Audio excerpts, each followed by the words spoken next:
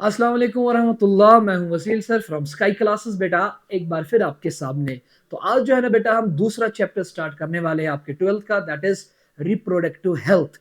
तो कोशिश करेंगे इस सेशन में इसको आज खत्म करने की। इसके जो इंपॉर्टेंट प्रोबेबल क्वेश्चंस है, सबसे पहले बेटा देखते हैं हम। सबसे पहले, so what is reproductive health, पहला सवाल। And what are the different problems in achieving the reproductive health. Reproductive health किसे कहते हैं and what are the different hurdles in achieving the perfect reproductive health. सबसे पहले रिप्रोडक्टिव हेल्थ क्या है बच्चा, डेफिनेशन दी है यहां पे। सो it is the total well being in all aspects of reproduction. Reproduction जो है ना बच्चा, रिप्रोडक्टिव हेल्थ है total well being in all aspects of reproduction. चाहे फिजिकल एस्पेक्ट हो, भाई पहले तो फिजिकली आता है ना बेटा, जब फिजिकली ऑर्गन्स ठीक होंगे तभी तो रिप्रोडक्टिव हेल्थ ठीक होगी। तो चाहे फिजिकल एस्पेक्ट हो, इमोशनल एस्पेक्ट हो, बिहेवियरल एस्पेक्ट्स हो या सोशल एस्पेक्ट्स हो, सिर्फ फिजिकली ठीक होना ठीक नहीं है बेटा। सो इमोशनली भी पर्सन स्टेबल होना चाहिए, सोशली भी वो इंटरेक्ट करना चाहिए। जब इसकी सोशल लाइफ ठीक होगी तब इसकी मेंटल लाइफ, तब वो इमोशनली ठीक होगा, और जब वो इमोशनली ठीक होगा तब वो अपनी रिप्रोडक्टिव लाइफ को एंजॉय कर सकेगा। So all aspects, physical, emotional, social, behavioural aspects, so this is known as reproductive health. अब सवाल है, रिप्रोडक्टिवली फिट इंडिविजुअल किसे कहते हैं। रिप्रोडक्टिव फिट इंडिविजुअल हमारी एनसीईआरटी ने बेटा कहा है ऐसा इंडिविजुअल जिसके reproductive organs, reproductive system normal हो और फंक्शनल हो। A person having normal and functional, person having normal and functional reproductive organs or reproductive system is said to be reproductively fit organism। उसी को कहते हैं जिसके रिप्रोडक्टिव ऑर्गन नॉर्मल हो और नॉर्मली काम कर रहे हो, फंक्शनल हो। अगला इसके बारे में क्या कह रहा है बेटा, what are the different problems in achieving the reproductive health. क्या हर्डल है, क्या प्रॉब्लम है। सबसे पहले याद रखिए, सबसे पहली प्रॉब्लम जो है ना बेटा, जो प्रॉब्लम हमें फेस होती है इन अचीविंग द रिप्रोडक्टिव हेल्थ, वो है number 1 social taboo. Social taboo. अब आप कहोगे सर ये सोशल टैबू क्या है। सोशल टैबू मींस सोसाइटी में सेक्स एजुकेशन के बारे में बात करना बुरा समझा जाता है। पर्टिकुलरली अगर हम रिलीजन की बात करेंगे, हमारे जो रिलीजन है या हमारे जो ट्रेडिशंस है, तो रिलीजन और ट्रेडिशन जो है ना बच्चा, ये दो चीजें, रिलीजन और tradition does not allow the transmission of sex education। तो सेक्स एजुकेशन के बारे में बात करने से रोकता है रिलीजन और आपकी ट्रेडिशन। तो ये पहला सोशल टैबू हो गया। बट जब तक सेक्स एजुकेशन के बारे में बात नहीं होगी तब तक रिप्रोडक्टिव हेल्थ अचीव कैसे होगी। पहला हर्डल। हर्डल नंबर 2 है, वो है बेटा अर्ली मैरिज। अर्ली मैरिज, भाई अर्ली मैरिज में देखा गया है, जब अर्ली मैरिज होगी मेरे बच्चे, अभी तो फीमेल तैयार ही नहीं है, अभी का फीमेल का यूट्रस अभी तैयार ही नहीं है बच्चे को सस्टेन करने के लिए, फीटस को सस्टेन करने के लिए, उसकी हेल्थ अभी है ही नहीं, तो अर्ली मैरिज हो गई। तो जब वो अभी छोटी है, अर्ली मैरिज हो गई, वो रिप्रोडक्टिवली अभी फिट नहीं है, तो ये एक और मसला हो गया, कैसे रिप्रोडक्टिव हेल्थ अचीव होगी। तीसरा जो है मेरे बच्चे, उसको कहते हैं teen age lady. Teen age lady. Teen age lady किसे कहते हैं बेटा, टीन एज लेडी उसे कहते हैं जो लड़की खुद टीन एज होगी और उसकी शादी हो गई और उसका बच्चा हो गया, तो अभी तो वो टीन एज में ही है और वो प्रेग्नेंट हो गई, तो इसको हम कहेंगे प्रेगनेंसी इन टीन एज। तो जब प्रेगनेंसी आएगी मेरे बच्चे टीन एज में, तो ऐसी फीमेल को हम कहेंगे टीन एज लेडी। तो ये अभी इमेच्योर होती है, अभी ऑर्गन्स इसके रिप्रोडक्टिवली इमेच्योर होती है, बॉडी अभी इसकी तैयार नहीं होती है। डिपेंड करता है, किसी में होता है लेकिन कुछ केसेस में नहीं भी होता, मेजॉरिटी ऑफ द केसेस में नहीं होता। इसीलिए teen age lady is another hurdle in achieving the reproductive health. अगला जो है ना मेरे बच्चे, अगला जो है that is social evil. Social evils. अब सोशल इवल से क्या होता है, इससे बेटा एसटीडीज होते हैं। अब सेक्सुअली ट्रांसमिटेड डिजीज, जब सोसाइटी में इवल्स होंगे, सेक्सुअल क्राइम्स होंगे, प्रोस्टिट्यूशंस होंगे, तो जाहिर सी बात है अनप्रोटेक्टेड सेक्सुअल इंटरकोर्सेस होंगे, मल्टीपल पार्टनर्स के साथ सेक्सुअल इंटरकोर्स होंगे, तो डिजीजेस का खतरा है ना बेटा, जिनको आप सेक्सुअली ट्रांसमिटेड डिजीजेस कहते हो। और जब ये डिजीजेस हो जाएंगी मेरे बच्चे, तो रिप्रोडक्टिव हेल्थ कैसे अचीव होगी। तो ये एक और हर्डल हो गया। अगला हर्डल जो है मेरे बच्चे, that is increase in maternal mortality rate। increase in maternal mortality rate और MMR जिसको कहेंगे and infant mortality rate, infant mortality rate, इन दोनों की इंक्रीज है। अब आप कहोगे सर इसका मतलब क्या है? सो मैटरनल मोर्टेलिटी रेट माने बहुत सारे अभी भी गांव देहात में जहां प्रॉपर फैसिलिटीज नहीं है, तो पार्टुरेशन के टाइम पे, डिलीवरी के टाइम पे प्रॉपर मेडिकल केयर नहीं मिलता फीमेल्स को, तो उनकी डेथ हो जाती है। So there is increase in the maternal mortality rate, यानी प्रेगनेंसी के जब इख्तिताम पे बर्थ होने का टाइम होता है, due to the lack of the medical facilities in the rural areas बहुत सारी फीमेल मर जाती है, तो मैटरनल मोर्टेलिटी रेट बढ़ जाती है। तो रिप्रोडक्टिव हेल्थ कैसे अचीव होगी? इसी तरीके से बच्चे बहुत सारे मर जाते हैं पैदा होने के टाइम पे, इन्फेंट मोर्टेलिटी रेट, या पैदा होने के बाद जब इन्फेंसी में होते हैं मर जाते हैं, प्रॉपर केयर ही नहीं मिलता। सो ये है कुछ। एक और बेटा, एक और है, that is population explosion, population boom. भाई जितनी ज्यादा पॉपुलेशन होगी, भाई गवर्नमेंट भी कितनों का केयर करेगी, गवर्नमेंट भी कितनों का हेल्प करेगी, गवर्नमेंट कितनों का ख्याल रखेगी, तो कितनों को फैसिलिटीज प्रोवाइड किया जाएगा। तो पॉपुलेशन एक्सप्लोजन एक और मसला हो गया। तो पॉपुलेशन एक्सप्लोजन, तो ये है बेटा जी problems. So these are the problems in achieving the reproductive health. क्या क्या प्रॉब्लम है जल्दी बताओ, जल्दी बताओ। पहला प्रॉब्लम क्या है? Social taboo, religion, tradition sex education को इंपार्ट करने से रोकता है, सेक्स एजुकेशन के बारे में बात करने से रोकता है। तो कैसे हेल्थ अचीव होगी रिप्रोडक्टिव हेल्थ? दूसरा, अर्ली मैरिज होता है, अभी फीमेल तैयार ही नहीं है, तो कैसे हेल्थ मेंटेन होगी, रिप्रोडक्टिव हेल्थ कैसे ठीक रहेगी? टीन एज लेडी, अभी फीमेल खुद टीन एज में है और वो मां बन गई, तो कैसे उसकी रिप्रोडक्टिव हेल्थ अचीव होगी? इसके बाद सोशल इविल्स है, सोसाइटी में इविल्स है, प्रोस्टिट्यूशन से, सेक्सुअली ट्रांसमिटेड डिजीजेस हो जाएंगी, तो कैसे हेल्थ अचीव होगी रिप्रोडक्टिव हेल्थ? एक और है, मैटरनल मोर्टेलिटी रेट बढ़ रही है, इन्फेंट मोर्टेलिटी रेट बढ़ रही है रूरल एरियाज में, वहां फैसिलिटी नहीं है, हॉस्पिटल्स नहीं है, केयर ही नहीं है, तो बच्चे मर रहे हैं, मां मर रहे हैं डिलीवरी के टाइम पे, तो कैसे हेल्थ अचीव होगी? और अगला और आखिरी है पॉपुलेशन एक्सप्लोजन, पॉपुलेशन बूम, लोग है बिलियंस ऑफ लोग हैं, तो कितनों का केयर होगा? अब पॉपुलेशन एक्सप्लोजन के बारे में एक पॉइंट याद रखिए बेटा, 1900 में अगर हम देखेंगे वर्ल्ड की पॉपुलेशन थी, वर्ल्ड की पॉपुलेशन थी बेटा 2 बिलियन, 2 बिलियन, ठीक है बच्चा।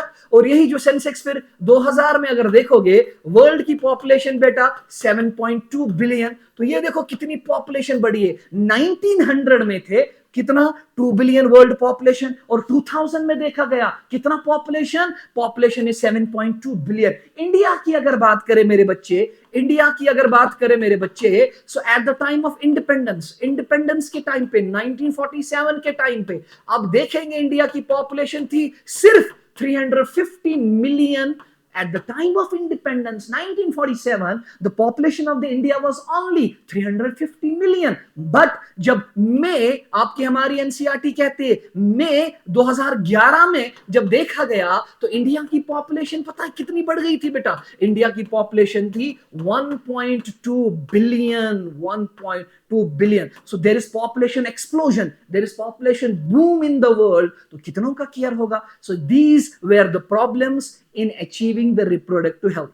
नेक्स्ट क्वेश्चन देखते हैं बेटा। नेक्स्ट अगला क्वेश्चन जो हम देखेंगे बच्चा वो है, तो ये हो गया क्वेश्चन नंबर 1, एक्सप्लेन ब्रीफली, यानी यानी यानी डिटेल में नहीं जाएंगे, ब्रीफली एक्सप्लेन करो क्या strategies to achieve the reproductive health. अब सवाल है जो रिप्रोडक्टिव हेल्थ है ये अचीव कैसे होगा, क्या क्या स्ट्रैटेजीज एक कंट्री अडॉप्ट कर सकती है? सबसे पहली स्ट्रैटेजी याद रखो बेटा, नंबर 1, सबसे पहले इंडिया की अगर बात करेंगे ना बेटा, इंडिया जो है ना ये दुनिया की पहली कंट्री थी, it was the first country जिन्होंने फैमिली प्लानिंग प्रोग्राम स्टार्ट किया 1951 में टू कंट्रोल द पॉपुलेशन। तो इंडिया ने क्या किया मेरे बच्चे? 1951 में क्या स्टार्ट किया मेरे बच्चे?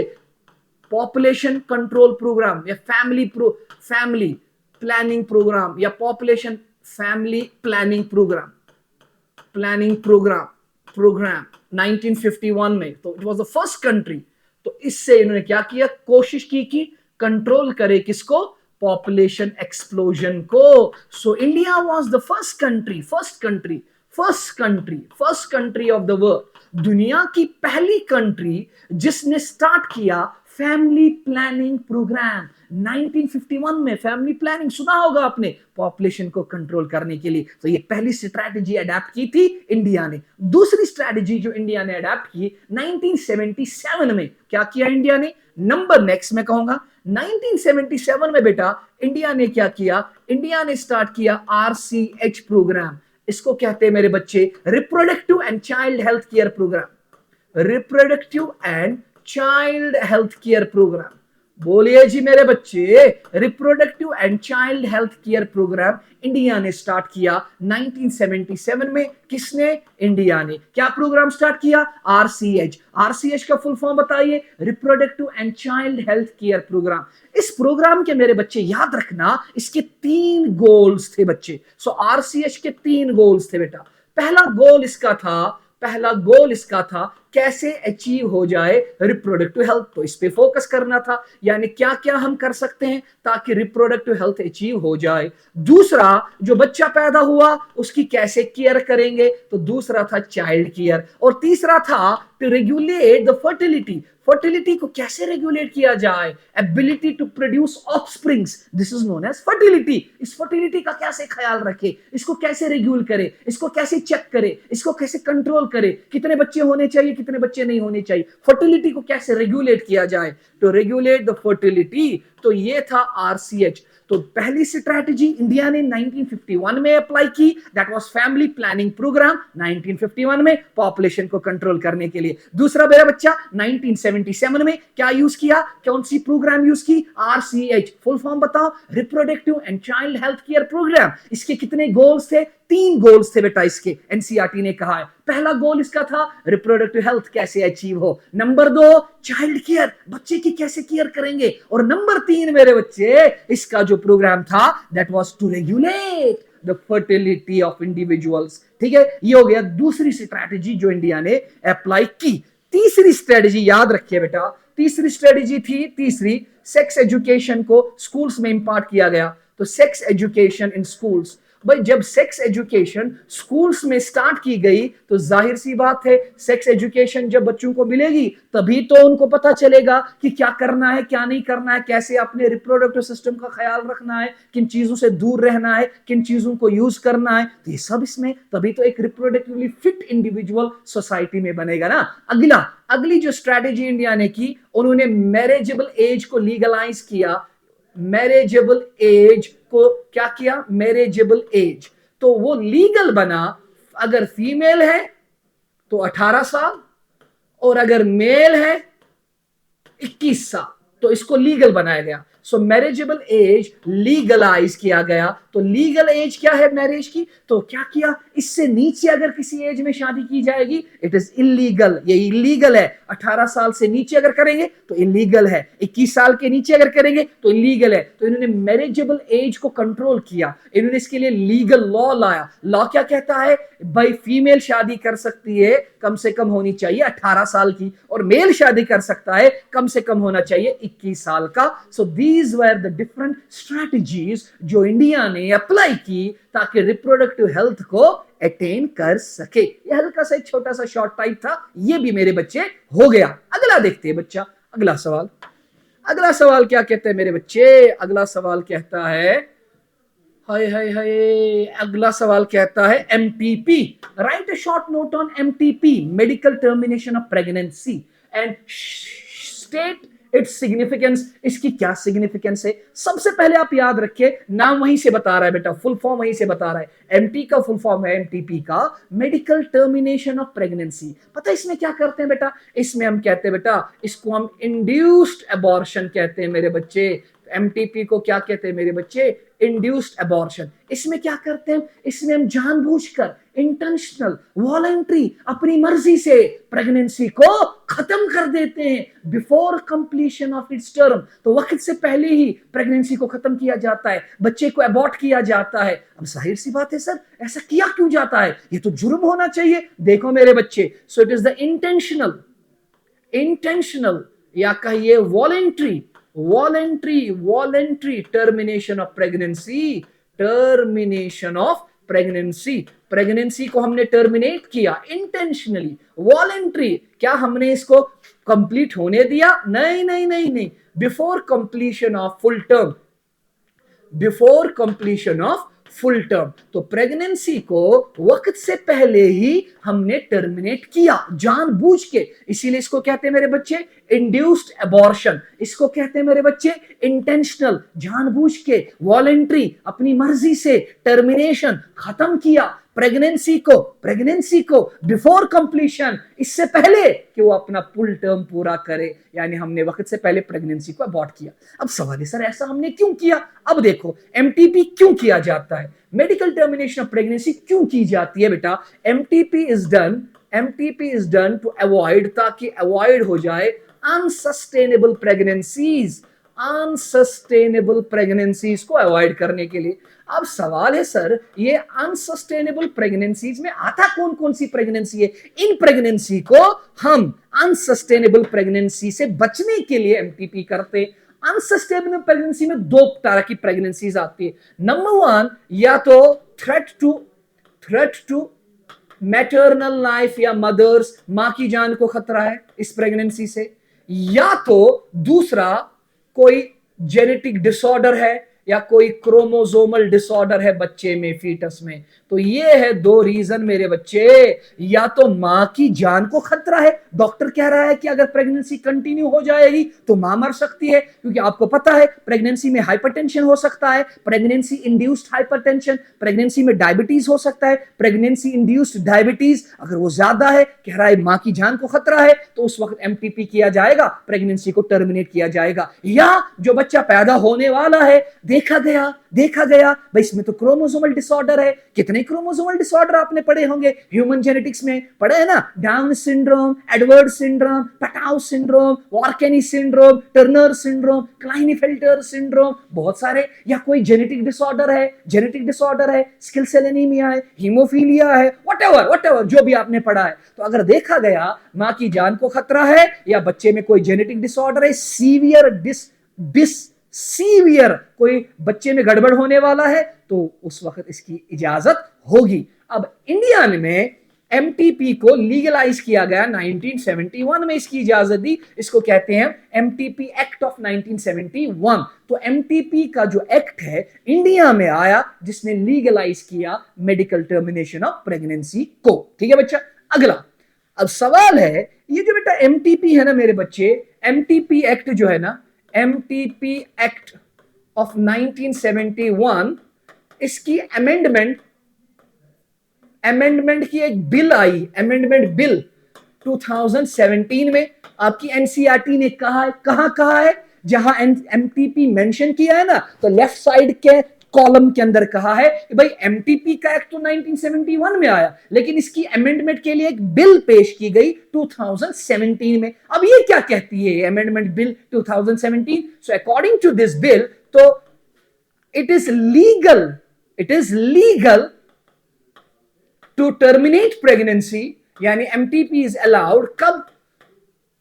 अप टू 24 वीक्स तक प्रेगनेंसी को टर्मिनेट करना लीगल है। सो ये कहता है एमटीपी एक्ट। लेकिन ये साथ में कहता है अगर ये प्रेगनेंसी है, if the pregnancy is less than 12 weeks, अगर ये बेटा 12 वीक से कम है, तो यहां पे टर्मिनेट करना बड़ा सेफ है, बेहद सेफ है। इसीलिए सिर्फ एक opinion of one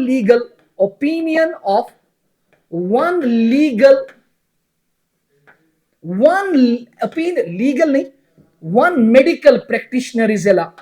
one medical practitioner यानी एक डॉक्टर कहिए, मेडिकल प्रैक्टिशनर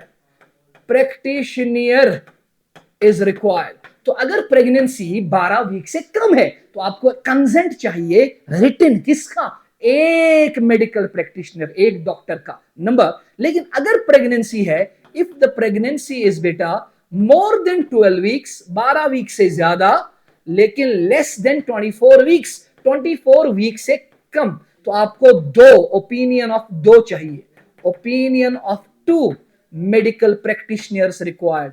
तो 2 की ओपिनियन चाहिए, प्रैक्टिशनर रिक्वायर्ड। कुछ नहीं कहा मैंने बेटा, छोटा सा एक टॉपिक है, टॉपिक का नाम बताइए, एमटीपी फुल फॉर्म बताइए, मेडिकल टर्मिनेशन ऑफ प्रेगनेंसी। क्या कहता है medical termination pregnancy? It is called induced abortion. It is the voluntary intentional जानबूझ के termination of pregnancy before completion of the full term. Full term से पहले ही खत्म किया। सवाल है क्यों खत्म किया? To avoid the unsustainable pregnancies. अरे बच्चे, अनसस्टेनेबल प्रेगनेंसी में क्या क्या आता है? या तो मां की जान को खतरा है, या तो बच्चे में कोई जेनेटिक डिसऑर्डर है, या तो बच्चे में कोई क्रोमोसोमल डिसऑर्डर है, आगे जाके बच्चा पैदा होगा तो किसी काम का नहीं है, बेचारा बोझ बन जाएगा दूसरों पे। तो इसको अलाउ किया जाता है according to the MTP act of 1971। ये लीगल है। लेकिन इसके अमेंडमेंट की बिल कब आई? 2017 में। क्या कहती है भाई? प्रेगनेंसी को टर्मिनेट किया जा सकता है इंडिया में अप टू द 24 वीक्स। लेकिन अगर प्रेगनेंसी 12 वीक से कम है तो एक मेडिकल प्रैक्टिशनर की कंसेंट रिक्वायर्ड है। लेकिन अगर 12 वीक से ज्यादा है, 24 वीक से कम है, तो 2 मेडिकल प्रैक्टिशनर की रिक्वायरमेंट है, कंसेंट। अगला पॉइंट, नेक्स्ट अगला पॉइंट क्या कहता है बच्चा? अब जरा देखो, याद रखो बेटा, अब एमटीपी से दुनिया में जितने भी कॉन्सेप्शंस होती है, दुनिया में जितनी भी प्रेगनेंसीज होती है थ्रू आउट द ईयर, उसमें से याद रखो 1/5 ऑफ द टोटल कॉन्सेप्शंस यानी प्रेगनेंसीज वर्ल्ड वाइड, ये कितना बनता है? ये बनता है 40 to 45 मिलियन। ये बनता है 40 to 45 मिलियन, या 45 to 50 कहा होगा आपकी एनसीईआरटी ने, और we can say 45 to 50 million, या 40 to 45 मिलियन, या कहिए 45 to 50 मिलियन। इतने जो है ना, दे आर अबॉर्टेड, इनको अबॉर्ट किया जाता है वया एमटीपी। तो दुनिया में जितने भी एक साल में प्रेगनेंसीज होती है उसका 1/5 हिस्सा यानी 40 to 45 मिलियन और 45 to 50 मिलियन इतने बच्चे अबॉर्ट किए जाते हैं यूजिंग एमटीपी। ये हो गया जी बेटा मेडिकल टर्मिनेशन ऑफ प्रेगनेंसी। याद रखिएगा, फर्स्ट ट्राइमेस्टर में ज्यादा सेफ है, सेकंड ट्राइमेस्टर में फिर थोड़ी कॉम्प्लिकेशंस हो सकती है प्रेगनेंसी को टर्मिनेट करते समय। आगे बढ़ते हैं अगले क्वेश्चन पे। अगला क्वेश्चन हमारा है बेटा, अगला क्वेश्चन है हमारा नेक्स्ट क्वेश्चन है मेरे बच्चे। Next, define infertility and state any 2 reasons responsible for cause of infertility. अब इनफर्टिलिटी किसे कहते हैं? इनफर्टिलिटी किसे कहते हैं बेटा? कहते हैं inability of a couple to conceive और प्रोड्यूस ऑफस्प्रिंग। एक कपल है, वो बच्चे पैदा नहीं कर पा रही। कब? आफ्टर 1 to 2 ईयर्स, 1 या 2 साल, 1 से 2 साल तक लगातार ट्राई कर रहे हैं, और वो सेक्सुअल इंटरकोर्स जो कर रहे हैं, क्वाइटस जो कर रहे हैं, वो अनप्रोटेक्टेड है। इसका मतलब अगर वो अनप्रोटेक्टेड है तो सीमन जाता होगा वेजाइना में, लेकिन फिर भी बच्चा नहीं बन रहा। इसको इनफर्टिलिटी कहते हैं। सो इनफर्टिलिटी किसे कहेंगे मेरे बच्चे? तो इनफर्टिलिटी कहते हैं बच्चा, infertility is nothing but the inability of a couple to conceive किसे कहते हैं? यानी प्रोड्यूस ऑफस्प्रिंग। कितनी ट्राई कर रहे हैं बेटा? 2 साल से ट्राई कर रहे हैं। आफ्टर 1 to 2 ईयर्स, 1 से 2 साल तक ट्राई कर रहे हैं। 1 to 2 ईयर्स ऑफ रेगुलर, लगातार ट्राई कर रहे हैं। अनप्रोटेक्टेड, प्रोटेक्शन यूज नहीं कर रहे हैं, प्रोटेक्शन के बगैर, ताकि सीमन जाए वेजाइना के अंदर, सीमन जाए। अनप्रोटेक्टेड सेक्सुअल इंटरकोर्स, इसको हम कहते हैं मेरे बच्चे, हम infertility. So what is infertility? Inability of a couple to produce offspring, to conceive after 1 to 2 years of regular unprotected sexual intercourse. भाई एक कपल है, 1 से 2 साल तक ट्राई कर रहे हैं, रेगुलर सेक्सुअल इंटरकोर्स हो रहा है, अनप्रोटेक्टेड सेक्सुअल इंटरकोर्स हो रहा है, सीमन डिपॉजिट हो रहा है वेजाइना में, फिर भी बच्चा नहीं बन रहा, इसको इनफर्टिलिटी कहते हैं। लेकिन अगर आप पूरी जिंदगी बच्चा नहीं पैदा होगा, उसको स्टेरिलिटी कहते हैं बेटा। So complete infertility, permanent infertility को कहते हैं स्टेरिलिटी। अब सवाल है सर, ये जो इनफर्टिलिटी है, यहां पे एग्जामिनर ने पूछे एनी 2 रीजंस, क्या रीजन हो सकते हैं? मैं मेल का अंदर अलग रीजन बता देता हूं, फीमेल तो मेल में रीजन देखो अलग है, और फीमेल में रीजन देखो क्या क्या हो सकता है। पहले मेल्स में देखते हैं रीजन इनफर्टिलिटी के। नंबर 1, मेल में पहला रीजन हो सकता है बेटा, स्पर्म तो बन रहा है लेकिन काउंट कम है, उसको कहेंगे ओलिगोस्पर्मिया। तो स्पर्मिया, ओलिगोस्पर्मिया यानी लो स्पर्म काउंट। स्पर्म बन रहा है मेरे बच्चे लेकिन काउंट कम है, जितना होना चाहिए उतना नहीं है, तो पहला ओलिगोस्पर्मिया। दूसरे को कहेंगे बेटा हम एजोस्पर्मिया। एजोस्पर्मिया, एजोस्पर्मिया, एजोस्पर्मिया यानी बिल्कुल भी एक भी स्पर्म नहीं है, absence of sperm in the semen. Semen में एक भी स्पर्म नहीं है, इन द सीमन, खत्म। खाली सीमन की सिक्रीशन से, प्रोस्टेट ग्लैंड की सिक्रीशन है, सेमिनल ग्लैंड की सिक्रीशन है, काउपर्स ग्लैंड की सिक्रीशन है, लेकिन जो असल चीज है स्पर्म वही नहीं है, इसको एजोस्पर्मिया कहेंगे। एक और चीज है क्रिप्टोर्शिडिज्म, और क्रिप्टोर्शिडिज्म तो आप जानते हो बेटा, क्रिप्टोर्शिडिज्म कहते हैं जब हम फीटल लाइफ में होते हैं तो हमारी टेस्टिस बनती है एब्डोमेन में, लेकिन फिर वो नीचे आ जाती है स्क्रोटम में, जहां पे वो स्पर्म बनाती है, क्योंकि स्क्रोटम उनका टेम्परेचर मेंटेन करता है बॉडी टेम्परेचर से लेस 2 to 2.5 डिग्री सेंटीग्रेड। ये तो आपने पढ़ा है पिछले पहले वाले सेशन में। तो अगर अब किसी बच्चे की टेस्टिस नीचे नहीं आई, अंदर ही एब्डोमेन में रही, उसको कहेंगे क्रिप्टोर्शिडिज्म। और एब्डोमेन का टेम्परेचर तो हाई होता है और हाई टेम्परेचर पे स्पर्म नहीं बनेगा, तो ये बच्चा आगे जाके क्या होगा, ये तो बच्चा पैदा नहीं कर सकेगा। तो ये हो गया तीसरा। और अल्कोहल जो है ना बेटा, याद रखना, अल्कोहल भी कॉज है, ये इनहिबिट कर सकता है स्पर्म फॉर्मेशन को, स्पर्मेटोजेनेसिस। और एक और कॉज हो सकता है बेटा इरेक्टाइल डिसफंक्शन। इरेक्टाइल डिसफंक्शन यानी पेनिस की इरेक्शन में मसला है। जब पेनिस इरेक्शन ही नहीं होगी तो कॉपुलेशन कैसे होगी, तो सीमन कैसे जाएगा। तो ये मैंने कुछ कॉजेस बताए इनफर्टिलिटी के मेल्स में। पहला कॉज मैंने बताया मेरे बच्चे ओलिगोस्पर्मिया। ओलिगोस्पर्मिया में क्या होता है, स्पर्म बनता है लेकिन बहुत कम बनता है, जितना चाहिए उतना नहीं बनता। दूसरा एजोस्पर्मिया। एजोस्पर्मिया में क्या होता है बेटा, एजोस्पर्मिया में स्पर्म बिल्कुल भी नहीं बनता, absence of sperm in the semen. एक और कॉज है क्रिप्टोर्शिडिज्म। टेस्टिस बच्चे में पेट में ही रह जाती है, एब्डोमेन में ही रह जाती है, आती ही नहीं नीचे, तो स्पर्म कैसे बनेगा आगे जाके। इसी तरीके से अल्कोहल स्पर्म फॉर्मेशन को डिक्रीज कर सकता है। इसी तरीके से पेनिस का इरेक्शन नहीं हो रहा है, इंपॉर्टेंस जिसको कहते हैं इरेक्टाइल डिसफंक्शन। तो पेनिस का जब इरेक्शन नहीं होगा तो कैसे कॉपुलेशन होगी। ये हो गए कुछ कॉजेस बेटा मेल्स के अंदर। एक और कॉज हो सकता है, स्पर्म का नंबर तो बराबर है लेकिन स्पर्म की मॉर्फोलॉजी में गड़बड़ है, स्पर्म की मोटिलिटी में गड़बड़ है, तो डिफेक्ट इन स्पर्म मोटिलिटी भी कह सकते हैं। Defect in sperm motility, sperm की मोटिलिटी में डिफेक्ट है। जब स्पर्म की मोटिलिटी में ही डिफेक्ट होगा, स्पर्म अपनी मंजिल तक नहीं पहुंचेगा, एग से नहीं मिलेगा, तो एक और रीजन हो सकता है। इसी तरीके से फीमेल में हो सकता है एनओव्यूलेशन। एनओव्यूलेशन या इसको कहेंगे नॉन ओव्यूलेशन। नॉन ओव्यूलेशन यानी किसी वजह से ड्यू टू सम रीजन और अदर, हार्मोन्स की डेफिशिएंसी है या ओवरी में गड़बड़ है तो एग नहीं बन पा रहा, तो ovary is unable to produce secondary oocyte, इसको एनओव्यूलेशन कहेंगे। जब एग ही नहीं बनेगा तो बच्चा कैसे बनेगा। दूसरा रीजन है ब्लॉक इन फेलोपियन ट्यूब। दूसरा रीजन है ब्लॉकेज इन फेलोपियन ट्यूब। फेलोपियन ट्यूब भाई, फेलोपियन ट्यूब में ब्लॉक है, जब फेलोपियन ट्यूब में ब्लॉक है तो स्पर्म और एग कैसे मिलेगा। स्पर्म और एग नहीं मिला तो बच्चा कैसे बनेगा। एक और है बेटा luteal phase defect. Luteal phase defect.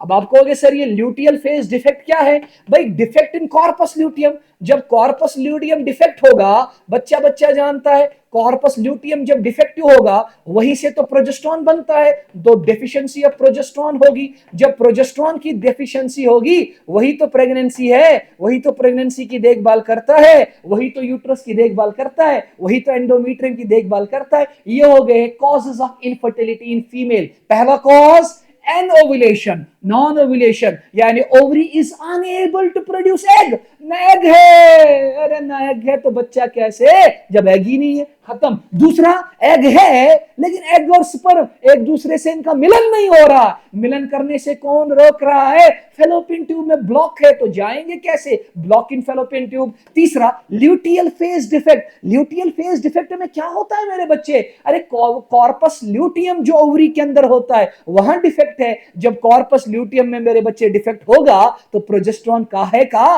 Progesterone तो वहीं से आता था, तो जब प्रोजेस्टेरॉन ही नहीं आया, यही तो प्रेगनेंसी हार्मोन था, यही तो प्रेगनेंसी की देखभाल करता, तो प्रेगनेंसी का है कि खत्म। तो ये हो गए इनफर्टिलिटी और इसके कुछ कॉजेस। 1 मिनट दीजिए बेटा, 1 मिनट दीजिए। चलिए बच्चे, अगला अगला इसमें थोड़ा सिस्टम में थोड़ा सा एरर था बेटा, 1 सेकंड। अगला, तो अगला हमारा क्वेश्चन क्या होगा, ये हो गया जी इनफर्टिलिटी। नेक्स्ट क्वेश्चन है what are ARTs, assisted reproductive techniques. बड़ा मजेदार सवाल है। And explain IVF, ET, GIFT और जिफ्ट। 3 मैं एक और भी एक्सप्लेन कर देता हूं, ठीक है, ताकि कोई स्कोप ना रहे। सो अगला, so what are assisted reproductive techniques, ARTs। खत्म। आपको पता है बेटा ये टेक्निक्स क्या है? ARTs ये वो टेक्निक्स है दैट अलाउ कपल्स, अरे दैट अलाउ कपल्स, जोड़ों को क्या, टू कंसीव, अरे टू कंसीव, जो बच्चा पैदा नहीं कर पा रहे थे अब उनमें बच्चा पैदा होगा। जिन टेक्निक से ये पॉसिबल हुआ उन टेक्निक को कहते हैं ARTs, assisted reproductive techniques. So these are techniques that allow couples, infertile couples to conceive. जिनमें infertility थी, जो 1 से 2 साल तक लगे रहे थे लेकिन बच्चा नहीं पैदा हो रहा था, उनमें ये टेक्निक्स मदद करेंगी बच्चा पैदा होने में। इनको मेरे बच्चे कहेंगे assisted reproductive techniques। अब इनमें क्या क्या आपको एक्सप्लेन करनी है बेटा? IVF, गिफ्ट और जिफ्ट। सबसे पहले उठाते हैं मेरे बच्चे IVF, IVFET। पहले इसका फुल फॉर्म लिख देता हूं बेटा, in vitro fertilisation. In vitro मतलब बॉडी से बाहर, इन वीवो बॉडी के अंदर। तो ये कह रहा है इन विट्रो तो बाहर होता होगा। In vitro fertilisation, in vitro fertilisation. ET का full form embryo transfer, embryo transfer, in vitro fertilisation, embryo transfer. अब ध्यान से देखिएगा बेटा, ये इंपॉर्टेंट सवाल है, बहुत इंपॉर्टेंट सवाल है, बेहद इंपॉर्टेंट सवाल है। IVF is also known as in vitro fertilisation, ET का फुल फॉर्म है एम्ब्रियो ट्रांसफर। पहला जो आप इसमें याद रखेंगे बेटा, this method is also known as test tube baby method. इसको हम कहते हैं बेटा test tube baby method. So this method is also known as test tube baby method. तो इस मेथड को हम क्या कहेंगे मेरे बच्चे? इस मेथड को हम कहेंगे टेस्ट ट्यूब बेबी मेथड। अब जरा देखिए, कार्ल वुड को कहते हैं father of IVF। Carl Wood, तो कार्ल वुड को कहते हैं बच्चा फादर ऑफ IVF। तो फादर ऑफ दिस टेक्निक कौन है?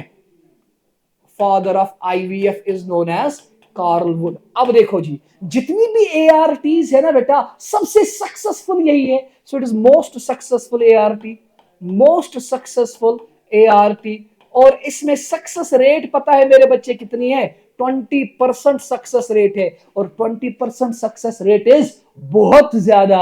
तो जितनी भी टेक्निक से ARTs, असिस्टेड रिप्रोडक्टिव टेक्निक, जिनसे बच्चा पैदा हो सकता है, उनमें सबसे सक्सेसफुल टेक्निक अगर कोई है, that is in vitro fertilisation, embryo transfer, also known as test tube baby method. इसकी सक्सेस का चांस कितना है? 20% सक्सेस चांस है बेटा, और कार्ल वुड को कहते हैं फादर ऑफ IVF। अब देखो जी बेटा, इसमें क्या किया जाता है, what is the procedure of IVF technique. Procedure देखो, अब इसका प्रोसीजर देखो बेटा, प्रोसीजर ऑफ IVF, प्रोसीजर। अब देखो प्रोसीजर, सबसे पहले क्या किया जाता है बेटा? Using HCG, human chorionic gonadotropin, इनके इंजेक्शंस दिए जाते हैं फीमेल को। तो जब फीमेल्स को इनके इंजेक्शंस दिए गए तो फीमेल में सुपर ओव्यूलेशन होती है, बहुत सारे सेकेंडरी oocytes बनते हैं, इसको कहते हैं सुपर ओव्यूलेशन ऑकर्स, यानी सेकेंडरी oocyte कहिए या एग्स कहिए, तो बहुत सारे सेकेंडरी oocytes प्रोडक्शन होते हैं। खत्म। तो पहला स्टेप क्या किया गया? HCG के इंजेक्शंस दिए गए फीमेल को, injectables HCG, human chorionic gonadotropin. तो क्या हुआ? बहुत सारे सेकेंडरी oocytes बनने लगे, इसको कहते हैं सुपर ओव्यूलेशन। दूसरा, अब इन सेकेंडरी oocytes को बाहर निकाला गया। सेकेंडरी oocytes जो है ना बेटा, टेकन आउट वाया वेजाइना के थ्रू, कैथेटर के जरिए, ठीक है। सो कैथेटर के जरिए, एक ट्यूब के जरिए, कैथेटर के जरिए। तो वेजाइना से फिर वेजाइना के जरिए एक ट्यूब डाला गया, सर्विक्स में गया, यूट्रस में गया, फेलोपियन ट्यूब में गया, फिर गया जी कहां? ओवरी। तो ओवरी से निकाला जी सेकेंडरी oocyte, ठीक है बच्चा, सेकेंडरी oocytes। अगला, तो वेजाइना, तो secondary oocytes taken out via vagina, catheter, इसको कहते हैं बेटा ट्वॉट, इसको कहते TVORT, transvaginal oocyte retrieval technique, vaginal oocyte retrieval technique, retrieval technique, so transvaginal oocyte retrieval technique। अब निकाले गए सेकेंडरी oocyte, अब क्या किया गया, स्पर्म्स कलेक्ट किए गए from the male, sperms collected from male, तो मेल से लिए बेटा मेरे हमने क्या, मेल कौन हो सकता है बच्चे, मेल हस्बैंड भी हो सकता है मेरे बच्चे, या हस्बैंड नहीं है तो डोनर होगा, लेकिन आप मुस्लिम हो, आप मुसलमान हो, तो अगर मुस्लिम की बात करेंगे, अगर हस्बैंड है तो ये आपके लिए लीगल है, जायज है आपके मजहब में, लेकिन अगर डोनर के स्पर्म है फिर अलाउड नहीं है। लेकिन अगर हम इन जनरल कहेंगे तो ये मेल हस्बैंड भी हो सकता है, डोनर भी हो सकता है, रिलीजियस पॉइंट ऑफ व्यू से देखेंगे अगर हस्बैंड का है तो अलाउड है, अगर डोनर का है तो अलाउड नहीं है, ठीक है जी। तो निकाले गए स्पर्म, फिर इन दोनों को एक टेस्ट ट्यूब के अंदर मिलाया गया, किस किस को, स्पर्म्स एंड, या मैं कहूंगा सेकेंडरी oocytes या ओवा कहिए, सेकेंडरी oocytes यानी जिनको एग्स भी कह सकते हैं आगे जाके, एंड स्पर्म्स, तो इनको क्या किया गया बच्चा, इनको मिक्स किया गया इन टेस्ट ट्यूब, टेस्ट ट्यूब के अंदर मिक्स किया गया in the ratio of, ratio क्या है, अगर एग और स्पर्म का रेशियो क्या है, अगर एग 1 है तो स्पर्म है 75,000, तो इन द रेशियो ऑफ 1:75,000, अगर एक एग है तो उसके लिए कितनी स्पर्म्स, क्योंकि हम जानते हैं बहुत सारी स्पर्म्स मर जाती है, गिर जाती है, तो इन द रेशियो ऑफ 1:75,000। तो ये अब देखो, तो फर्टिलाइजेशन कहां हुई, टेस्ट ट्यूब के अंदर, तो फर्टिलाइजेशन कहां हुई, तो फर्टिलाइजेशन हुई टेस्ट ट्यूब के अंदर, फर्टिलाइजेशन हुई in vitro, in vitro body से बाहर, बॉडी से बाहर कहां, टेस्ट ट्यूब के अंदर। और बताओ जी, अगर बॉडी के अंदर होता तो फर्टिलाइजेशन कहां होता, फेलोपियन ट्यूब के अंदर, AI जंक्शन के अंदर, एम्पुलरी इस्थमिक जंक्शन, तो इसका मतलब इस टेस्ट ट्यूब में वही क्लाइमेट है, वही कंडीशंस है जो फेलोपियन ट्यूब में है। तो ये जो टेस्ट ट्यूब है, तो यहां पे एनवायरमेंट होगा सेम एज फेलोपियन ट्यूब, तो इसको वहां वही एनवायरमेंट दिया जाता है जो फेलोपियन ट्यूब के अंदर होता है। वापस आ जाओ बेटा, वापस आ जाओ, रिवाइंड करो, ये स्टेप रिवाइंड करो। तो हम पढ़ रहे हैं इन विट्रो फर्टिलाइजेशन, जिसको कहते हैं टेस्ट टू बेबी मेथड, इसका प्रोसीजर पढ़ रहे हैं। सबसे पहले क्या किया गया बच्चा, HCG के इंजेक्शंस दिए गए, ह्यूमन कोरियोनिक गोनाडोट्रोपिन, किसको दिए गए, फीमेल को दिए गए। जब HCG दिया गया उससे फीमेल में बहुत सारे सेकेंडरी oocyte बनने लगे ओवरी के अंदर, इसको सुपर ओव्यूलेशन कहेंगे। स्टेप नंबर 2, अब इन सेकेंडरी oocyte को निकाला जाएगा बाहर, वेजाइना के थ्रू एक ट्यूब डाला जाएगा, कैथेटर डाला जाएगा, इसको कहते हैं ट्वॉट, trans vaginal oocyte retrieving technique. तो निकाले हमने सेकेंडरी oocyte बाहर, फिर इन सेकेंडरी oocyte को स्पर्म के साथ मिलाया जाएगा। स्पर्म किसने दिया है, स्पर्म दिया है मेल ने, या हस्बैंड होगा या डोनर होगा, तो स्पर्म भी मिल गया, एग भी मिल गया, दोनों को टेस्ट ट्यूब के अंदर मिक्स करेंगे, और इन द रेशियो ऑफ, अगर एग 1 है तो स्पर्म होने चाहिए 75,000, तो दोनों को मिक्स किया गया। तो फर्टिलाइजेशन कहां हुई, बाहर टेस्ट ट्यूब के अंदर। तो इन विवो की इन विट्रो, इन विट्रो, इसीलिए इसको IVF कहते हैं, इन विट्रो फर्टिलाइजेशन। मगर फर्टिलाइजेशन टेस्ट ट्यूब के अंदर हुई, तो टेस्ट ट्यूब के अंदर वही कंडीशंस है जो फेलोपियन ट्यूब है, क्योंकि असल फर्टिलाइजेशन बॉडी के अंदर कहां होती थी, फेलोपियन ट्यूब, तो वही कंडीशन, वही एनवायरमेंट आपको टेस्ट ट्यूब के अंदर रखना पड़ा। तो अब बन गया जी जाइगोट, बन गया जाइगोट। अब इस जाइगोट को शिफ्ट करो, जाइगोट को अब शिफ्ट करते हैं to the, zygote is now shifted to autologous nutrient medium, autologous या कहिए आर्टिफिशियल, ऑटोलॉगस कहिए या artificial nutrient medium, nutrient medium. तो आर्टिफिशियल न्यूट्रिएंट मीडियम में जाइगोट, अब जाइगोट जब वहां गया तो इस मीडियम में जाइगोट क्या करेगा भाई, जाइगोट क्लेवेज करेगा, क्लेवेज है तो जाइगोट बनाएगा जी बेटा। हम जानते हैं जाइगोट डिप्लॉइड है, डिप्लॉइड जाइगोट है। जब ये क्लेवेज करेगा, क्लेवेज यानी माइटोटिक डिवीजन, 1 से 2, 2 से 4, 4 से 8 या 8 से 16, तो इसकी क्लेवेज होगी। तो जाइगोट की होगी वहां क्लेवेज, 1 से 2, 2 से 4, 4 से 8, 8 से 16। तो अगर 8 सेल्ड एम्ब्रियो बना, 8 सेल्ड, अगर 8 सेल्ड एम्ब्रियो बना तो उसको हम फिर शिफ्ट करते हैं, इस मीडियम से निकालते हैं, then it is shift to fallopian tube, shift to fallopian tube. तो फेलोपियन ट्यूब के अंदर इसको शिफ्ट करते हैं और इसको हम कहते हैं intrafallopian tube embryo transfer. Intrafallopian tube embryo transfer. तो अगर 8 सेल स्टेज है, इसको शिफ्ट करेंगे बेटा फेलोपियन ट्यूब के अंदर, इसको कहते हैं इंट्राफेलोपियन ट्यूब ट्रांसफर। क्यों करेंगे फेलोपियन ट्यूब के अंदर? क्योंकि फेलोपियन ट्यूब के अंदर इट्स 8 से बनेगा 16, जिसको कहते हैं मर्यूला, फिर वो 16 जाता है फेलोपियन ट्यूब से नीचे यूट्रस में। तो लेकिन अगर आपने 8 सेल नहीं, अगर आपने जाइगोट को क्लेवेज करवाया, 1 से 2 सेल, 2 से 4, 4 से 8, 8 से 16, अगर 16 सेल आपने बनाया बाहर आर्टिफिशियल मीडियम में, उसको शिफ्ट किया, तो जो 16 सेल स्टेज है, अगर उस एम्ब्रियो को आपने शिफ्ट किया, जिसको मर्यूला भी कहते हैं, अगर आपने मर्यूला को शिफ्ट किया तो इसको शिफ्ट करना पड़ेगा फिर डायरेक्टली यूट्रस में। तो it is shifted directly into uterus, और इसको कहते हैं मेरे बच्चे इंट्रा यूट्रीन एम्ब्रियो ट्रांसफर।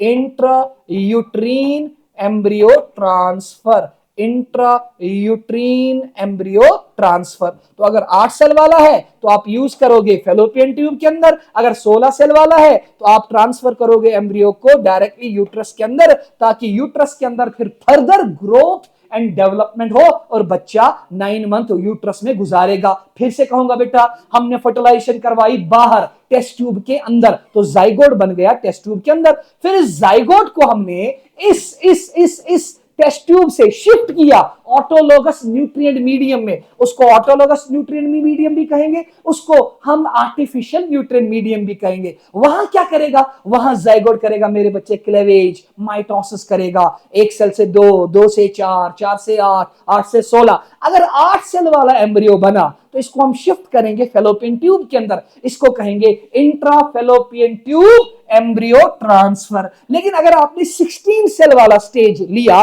उसको मर्यूला कहेंगे, उसको आपने ट्रांसफर डायरेक्टली करना है यूट्रस के अंदर, इसको कहते हैं बेटा इंट्रा यूट्रीन एम्ब्रियो ट्रांसफर। तो अगर 8 सेल वाला है तो होगा intrafallopian tube embryo transfer fallopian tube के अंदर। अगर 16 सेल वाला है मर्यूला तो जाएगा डायरेक्टली यूट्रस के अंदर, इसको कहेंगे इंट्रा यूट्रीन एम्ब्रियो ट्रांसफर। तो चला गया जी अब यूट्रस के अंदर, तो अब यूट्रस के अंदर इसकी होगी फर्दर ग्रोथ एंड डेवलपमेंट। लेकिन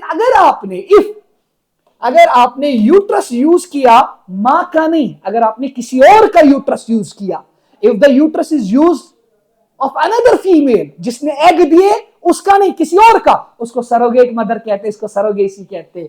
तो if the uterus of second female is used, उसको कहते हैं बेटा सरोगेसी, या इस मदर को कहते हैं सरोगेट मदर। तो अगर आपने जिसने एग दिया अगर उसी के अंदर डाला, वो तो अपनी मां है इसकी, लेकिन अगर आपने उस फीमेल की यूट्रस के अंदर डाला जिसने एग नहीं दिए थे, अब सिर्फ वो अपना यूट्रस देगी बच्चे की डेवलपमेंट के लिए, उस मदर को कहते हैं, वो जो सेकंड मदर है उसको हम सरोगेट मदर कहते हैं या सरोगेसी कहते हैं। अगला नेक्स्ट ये हो गया जी बेटा, फिर 9 महीने गुजारेगा यूट्रस में, फिर पैदा हो जाएगा। ये हो गया जी in vitro fertilisation embryo transfer. ये हो गया जी टेस्ट ट्यूब बेबी मेथड खत्म। याद रखिएगा, दुनिया का पहला world's first test tube baby जो था, test tube baby was Louise John brown.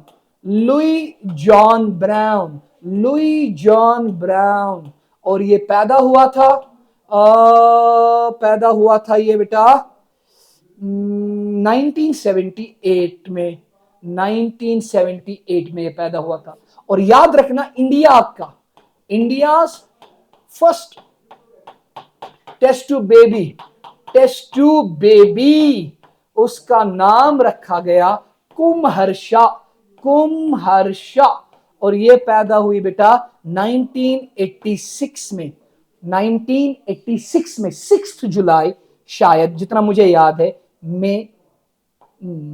6 जुलाई 1986, हाँ 6 जुलाई 1986 में। और ये किया था under the supervision of doctor Indira Hinduja. तो मैंने कुछ नहीं कहा, वर्ल्ड का पहला टेस्ट ट्यूब बेबी जो बॉर्न हुआ था उसका नाम था लुई जॉन ब्राउन।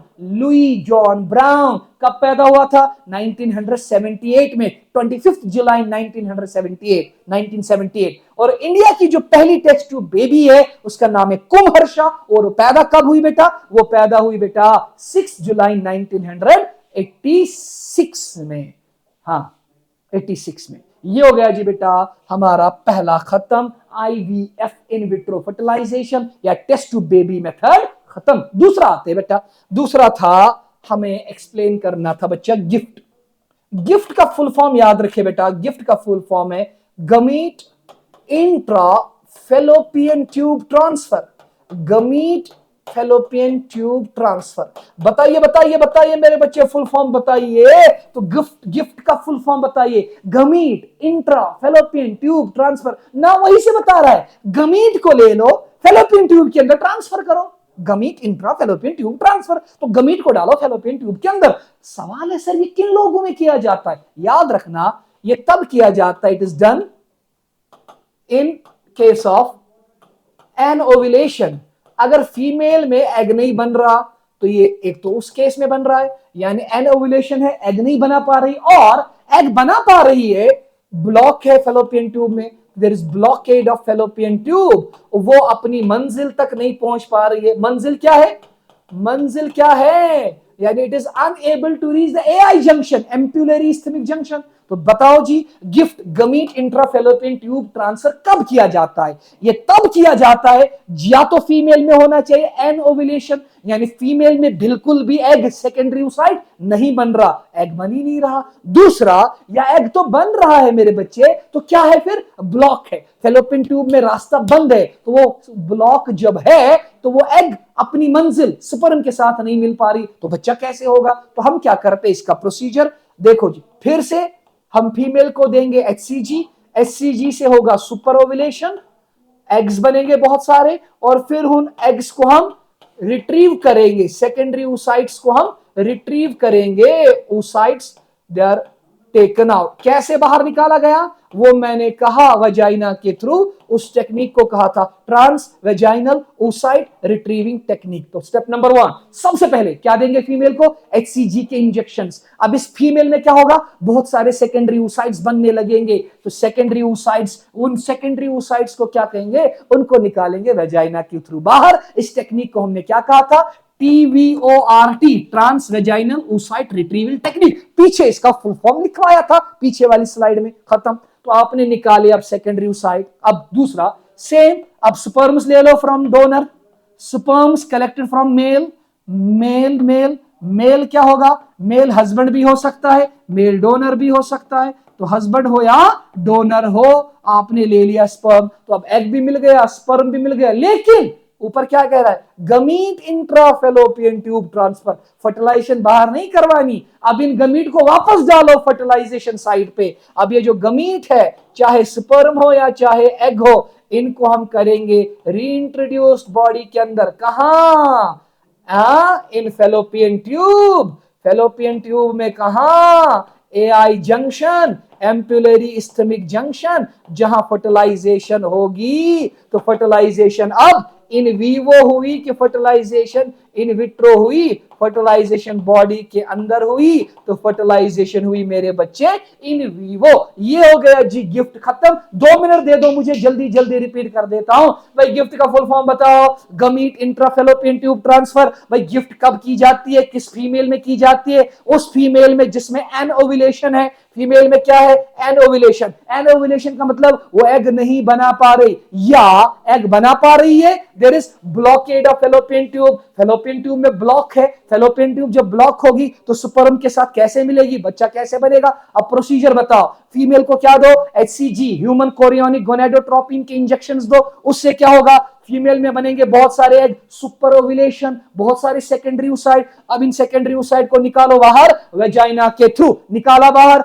अब यहां से हस्बैंड से, डोनर से ले लो स्पर्म, लेकिन अब इन दोनों को वापस डालो बॉडी के अंदर। कहां? फेलोपियन ट्यूब के अंदर। फेलोपियन ट्यूब के अंदर किस जगह के अंदर? AI junction, ampullary isthmic junction, जहां फर्टिलाइजेशन होती है। तो फर्टिलाइजेशन बाहर नहीं हुई, फर्टिलाइजेशन अंदर हुई, यानी इन वीवो। ये हो गया जी गिफ्ट भी खत्म। अगला अगला है जिफ्ट बेटा, zygote intrafallopian tube transfer. Zygote intrafallopian tube transfer, zygote intrafallopian tube transfer, zygote intrafallopian tube transfer. अब सवाल है सर ये क्या कहता है? ये आपका जिफ्ट, जाइगोट इंट्रा, नाम वहीं से बता रहा है जाइगोट। यहां फेलोपियन ट्यूब के अंदर गमीट नहीं लाएंगे, यहां फेलोपियन ट्यूब के अंदर हम जाइगोट को लाएंगे। इसका मतलब जाइगोट बाहर से लाया है, तो फर्टिलाइजेशन तो बाहर से हुई ना। तो देखो जी नाम बता रहा है इसका काम, तो फर्टिलाइजेशन बाहर होगी। फर्टिलाइजेशन शॉर्ट में बता रहा हूं, शॉर्ट में बता रहा हूं, फर्टिलाइजेशन बाहर होगी। In vitro, outside the body, outside the body. तो जाइगोट बना outside the body, outside the body, outside the body. तो अब जाइगोट जो है, अब इसको वापस डालो फ्रॉम द जो आर्टिफिशियल मीडियम के अंदर है, न्यूट्रिएंट मीडियम जहां ये जाइगोट बना है, इस न्यूट्रिएंट मीडियम से निकालो, इसको री इंट्रोड्यूस करो। कहां? री इंट्रोड्यूस करो यहां, इनटू फेलोपियन ट्यूब। जब आपने इसको फेलोपियन ट्यूब के अंदर वापस डाला तो इसी को कहेंगे gift, zygote intrafallopian tube transfer. तो आपने फर्टिलाइजेशन कहां करवाई? पहले फर्टिलाइजेशन बाहर करवाए, गमीट्स को बाहर मिलाया, स्पर्म और एग को बाहर मिलाया। जब ट्यूब के अंदर स्पर्म और एग मिले, मीडियम के अंदर स्पर्म और एग मिले, तो जाइगोट बाहर बना। जब जाइगोट बाहर बना तो इसको कहेंगे इन विट्रो फर्टिलाइजेशन। अब जब जाइगोट बन गया, अब इसको वापस डालो जी कहां? फेलोपियन ट्यूब के अंदर। वहां ये क्लेवेज करेगा, जाइगोट बनेगा 2 सेल, 2 से 4, 4 से 8, 8 से 16, मर्यूला, फिर वो जाएगा यूट्रस में। तो इन विट्रो फर्टिलाइजेशन, जाइगोट बाहर बना, फिर जाइगोट को आपने फेलोपियन ट्यूब के अंदर इंट्रोड्यूस किया। बताओ जी जिफ्ट और गिफ्ट में ज्यादा सक्सेसफुल कौन है बेटा? मोर सक्सेसफुल है मेरे बच्चे, ZIFT is more successful than GIFT. बताओ क्यों? मोर चांसेस ऑफ सक्सेस है जिफ्ट के देन गिफ्ट। अरे बोलो बोलो बोलो बोलो, जिफ्ट के ज्यादा चांसेस क्यों है? क्योंकि जिफ्ट में इसलिए ज्यादा चांसेस है क्योंकि जिफ्ट में एक स्टेप ऑलरेडी आपने बाहर किया है, ऑलरेडी आपने जाइगोट बाहर बनाया है। भाई गिफ्ट में आपने क्या डाला था? अंदर गमीट डाला है, अभी उनको वहां पहले मिलना है, गमीट्स को मिलना है, जाइगोट को बनना है। यहां तो ऑलरेडी एक स्टेप ऑलरेडी रेडीमेड पहले से ही किया हुआ है, यानी जाइगोट पहले से ही बना हुआ है। तो ये गिफ्ट से एक स्टेप अहेड है, इसीलिए इसके चांसेस ज्यादा है सक्सेस के। ये हो गया बेटा जिफ्ट। अगला अगला है बेटा, उसको हम कहते हैं ICSI, intracytoplasmic sperm injection. Intracytoplasmic sperm injection, ICSI, intracytoplasmic. भाई क्वेश्चन में जिफ्ट दिया था और गिफ्ट दिया था और IVF दिया था, मैंने ये भी पढ़ाया। ICSI, ICSI पता है किन में किया जाता है बेटा? ये किया जाता है तब जब मेल में होगा मेरे बच्चे ओलिगोस्पर्मिया, यानी स्पर्म का काउंट है मेरे बच्चे कम। जब स्पर्म काउंट कम है, स्पर्म काउंट का बहुत कम है, तो ये उन मेल्स में किया जाता है जिनमें स्पर्म काउंट कम है। स्पर्म काउंट कम है तो अपनी मंजिल तक पहुंच ही नहीं पा रहे क्योंकि नंबर कम है। दूसरा, या तो स्पर्म में मॉर्फोलॉजिकल डिफेक्ट है, स्पर्म में मॉर्फोलॉजी में डिफेक्ट है, या मोटिलिटी में डिफेक्ट है, स्पर्म अपनी मंजिल तक नहीं पहुंच पा रही। तो ये याद रखना, ICSI का full form intracytoplasmic sperm injection. बचाओ बच्चा कब किया जाता है? ये तब किया जाता है उन वेल्स में किया जाता है जिनमें स्पर्म का काउंट बहुत कम होगा, ओलिगोस्पर्मिया। अरे नंबर कम है तो पहुंचेंगे ही नहीं अपनी मंजिल पे, या मॉर्फोलॉजी में गड़बड़ है, मोटिलिटी में गड़बड़ है, स्पीड में गड़बड़ है, तेल में गड़बड़ है, चलने में गड़बड़ है, नहीं पहुंच पा रहे अपनी मंजिल में। तो उनमें क्या किया जाता है बेटा? तो हम फीमेल से निकालते हैं एग बाहर, तो एग्स टेकन आउट कैसे? वो मैंने कहा, out from female via vagina, जिसको हमने कहा था trans vaginal oocyte retrieving technique. Female से निकाले हमने एग बाहर, निकाले पहले एग में, पहले वो जानते हो ना, HCG के जरिए सुपर ओव्यूलेशन हुई, बहुत सारे एग बने और उनको बाहर निकाला। अब जब हमने एग निकाला बाहर, फिर हमने क्या किया, जिस मेल के अंदर स्पर्म काउंट बहुत कम है, जो अपनी मंजिल तक नहीं पहुंच पा रहे, हमने वही स्पर्म लिया। तो फिर स्पर्म को हमने डायरेक्टली इंजेक्ट किया into the cytoplasm of egg, intracytoplasmic sperm injection into the cytoplasm of egg. तो बताओ जी फर्टिलाइजेशन कहां हुई है, बाहर हुई ना, तो इन विट्रो फर्टिलाइजेशन, ये हो गया जी मेरे बच्चे आईसीएसआई खत्म। बताओ जी फुल फॉर्म आईसीएसआई का, इंट्रासाइटोप्लाज्मिक स्पर्म इंजेक्शन, किन मेल्स में की जाती है, जिनमें स्पर्म का काउंट कम है, ओलिगोस्पर्मिया, या स्पर्म में मॉर्फोलॉजिकल डिफेक्ट है, मोटिलिटी के डिफेक्ट है। हमने क्या किया, हमने फीमेल से, हमने वाइफ से उसके एग निकाले एग बाहर, फिर हस्बैंड से उससे स्पर्म लिए जिनका काउंट कम था, वो स्पर्म को हमने डायरेक्टली इंजेक्ट किया इनटू द एग के साइटोप्लाज्म में। तो इसका मतलब हमने बाहर करवाई ना फर्टिलाइजेशन, तो इन विट्रो फर्टिलाइजेशन हुई, तो जाइगोट बाहर बना, फिर जाइगोट को वापस बॉडी के अंदर डालेंगे। ये हो गया आईसीएसआई। आखिरी है मेरे बच्चे artificial insemination. AI, artificial insemination. और ये वो एआई नहीं है आर्टिफिशियल इंटेलिजेंस, ये इंसेमिनेशन है। आर्टिफिशियल इंसेमिनेशन किसे कहते हैं बेटा, ये टेक्निक उन मेल्स में की जाती है which are unable to inseminate the female। अरे भाई जिन मेल्स में गड़बड़ है, गड़बड़ क्या है, वो फीमेल को इंसेमिनेट नहीं कर पाते, यानी फीमेल के अंदर सीमन डिपॉजिट नहीं कर पाते। क्यों नहीं डिपॉजिट कर पाते भाई, उनमें इरेक्शन का मसला है, पेनिस का इरेक्शन का मसला है, इंपोर्टेंस है। तो ये किन में किया जाता है, सो it is done in males who cannot inseminate female, जो फीमेल्स को इंसेमिनेट नहीं कर पा रहे, यानी जो सीमन को वहां डिपॉजिट नहीं कर पा रहे। क्यों नहीं डिपॉजिट कर पा रहे, रीजन क्या है, बिकॉज इंपॉर्टेंस उनमें है। अरे इंपॉर्टेंस नहीं, इंपोर्टेंस, उनमें इंपोर्टेंस है, यानी फेलियर है किसका, इरेक्शन ऑफ पेनिस का इरेक्शन ही नहीं हो रहा।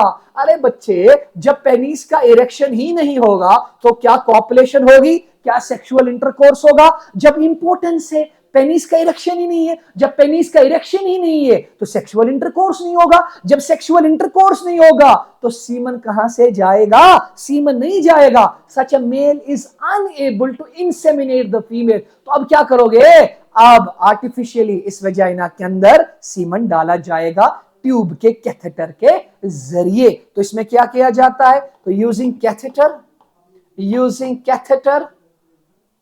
the sperms or the semen is deposited, तो हस्बैंड से उसका सीमन लिया जाता है या डोनर से लिया जाता है, is deposited into vagina, इसको कहते हैं आर्टिफिशियल इंसेमिनेशन। तो क्यों हस्बैंड खुद तो नहीं बेटा डिपॉजिट कर पा रहा था, उसमें तो इरेक्शन का मसला था, तो हमने क्या किया, हमने सीमन को एक ट्यूब के जरिए वेजाइना के अंदर डाला। तो अब ये नेचुरली नहीं किया, ये तो आर्टिफिशियली हो गया ना, इसको आर्टिफिशियल इंसेमिनेशन कहते हैं। अगर हमने वेजाइना के अंदर डाला तो इसको हम कहते हैं इंट्रा वेजाइनल इंसेमिनेशन। अब देखो इसके टाइप, अगर वेजाइना के अंदर सीमन डाला गया इसको क्या कहोगे, इंट्रा वेजाइनल इंसेमिनेशन। अगर वेजाइना से आगे थोड़ा सर्विक्स में डाला गया इसको कहेंगे बेटा इंट्रा सर्विकल इंसेमिनेशन।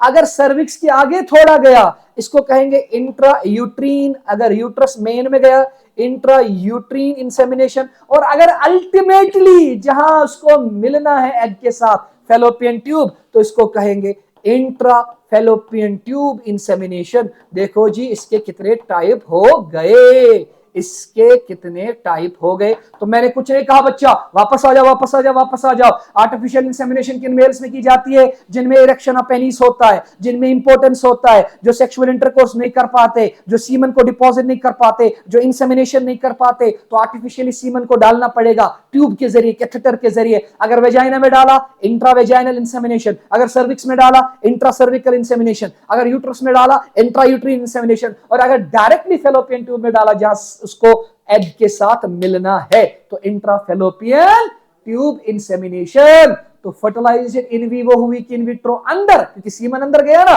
तो इसमें होगी इन वीवो यानी बॉडी के अंदर, इन वीवो फर्टिलाइजेशन। ये हो गई जी सारी की सारी असिस्टेड रिप्रोडक्टिव टेक्निक जो भी आ सकती थी, खत्म।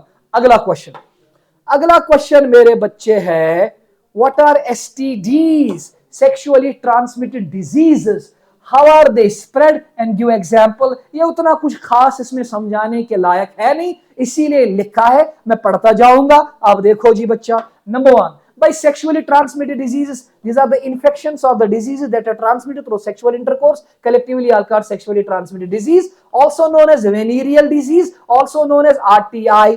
वापस आ जा। by sexually transmitted disease किन्हें कहते हैं बेटा, जो sexual intercourse के टाइम पे ट्रांसमिट हो जाए, इसीलिए इनको कहते हैं reproductive tract infections, इसीलिए इनको कहते हैं sexually transmitted diseases। इनका दूसरा नाम है venereal diseases। खत्म। अब इनका कॉज क्या है बेटा, what is the cause, what is the cause, mode of transmission, mode of transmission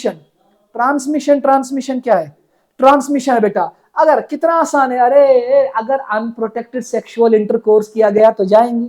अगर जिस इंसान को ये बीमारियां है उसकी नीडल्स यूज की गई, उसकी सिरिंजेस यूज की गई, contaminated needles, contaminated syringes use की गई, उससे फैल सकता है। या ब्लड ट्रांसफ्यूजन किया गया अनकंटामिनेटेड पर्सन के साथ, उसके थ्रू हो सकता है। अनप्रोटेक्टेड, विदाउट प्रोटेक्शन, कॉन्डोम के बगैर सेक्सुअल इंटरकोर्स किया गया इन्फेक्टेड इंसान के साथ, तो डिजीज आ सकती है। तो मोड ऑफ ट्रांसमिशन में क्या कहेंगे, unprotected sexual intercourse with the infected person और मल्टीपल पार्टनर्स, या हम कहेंगे blood transfusion with the infected person, या कहेंगे use of contaminated syringes, needles of infected person. अगला, अब ये जो सेक्सुअली ट्रांसमिट डिजीज का कॉज क्या है, बैक्टीरिया भी, वायरस भी, फंगस भी, प्रोटोजोन भी, बहुत है। कुछ एग्जांपल्स देखो, बैक्टीरियल एसटीडीज में एक एग्जांपल है सिफिलिस। सिफिलिस जो है ना बेटा, इट्स अ बैक्टीरियल एसटीडी और इसका कॉज है बैक्टीरिया ट्रिपोनीमा पैलिडम। तो सिफिलिस बैक्टीरियल है, इसका कॉज है ट्रिपोनीमा पैलिडम लिखा है। दूसरा है गोनीरिया, गोनीरिया का कॉज भी एक बैक्टीरिया है, नाइसीरिया गोनीरिया। ये देखो बच्चा, नाइसीरिया गोनीरिया।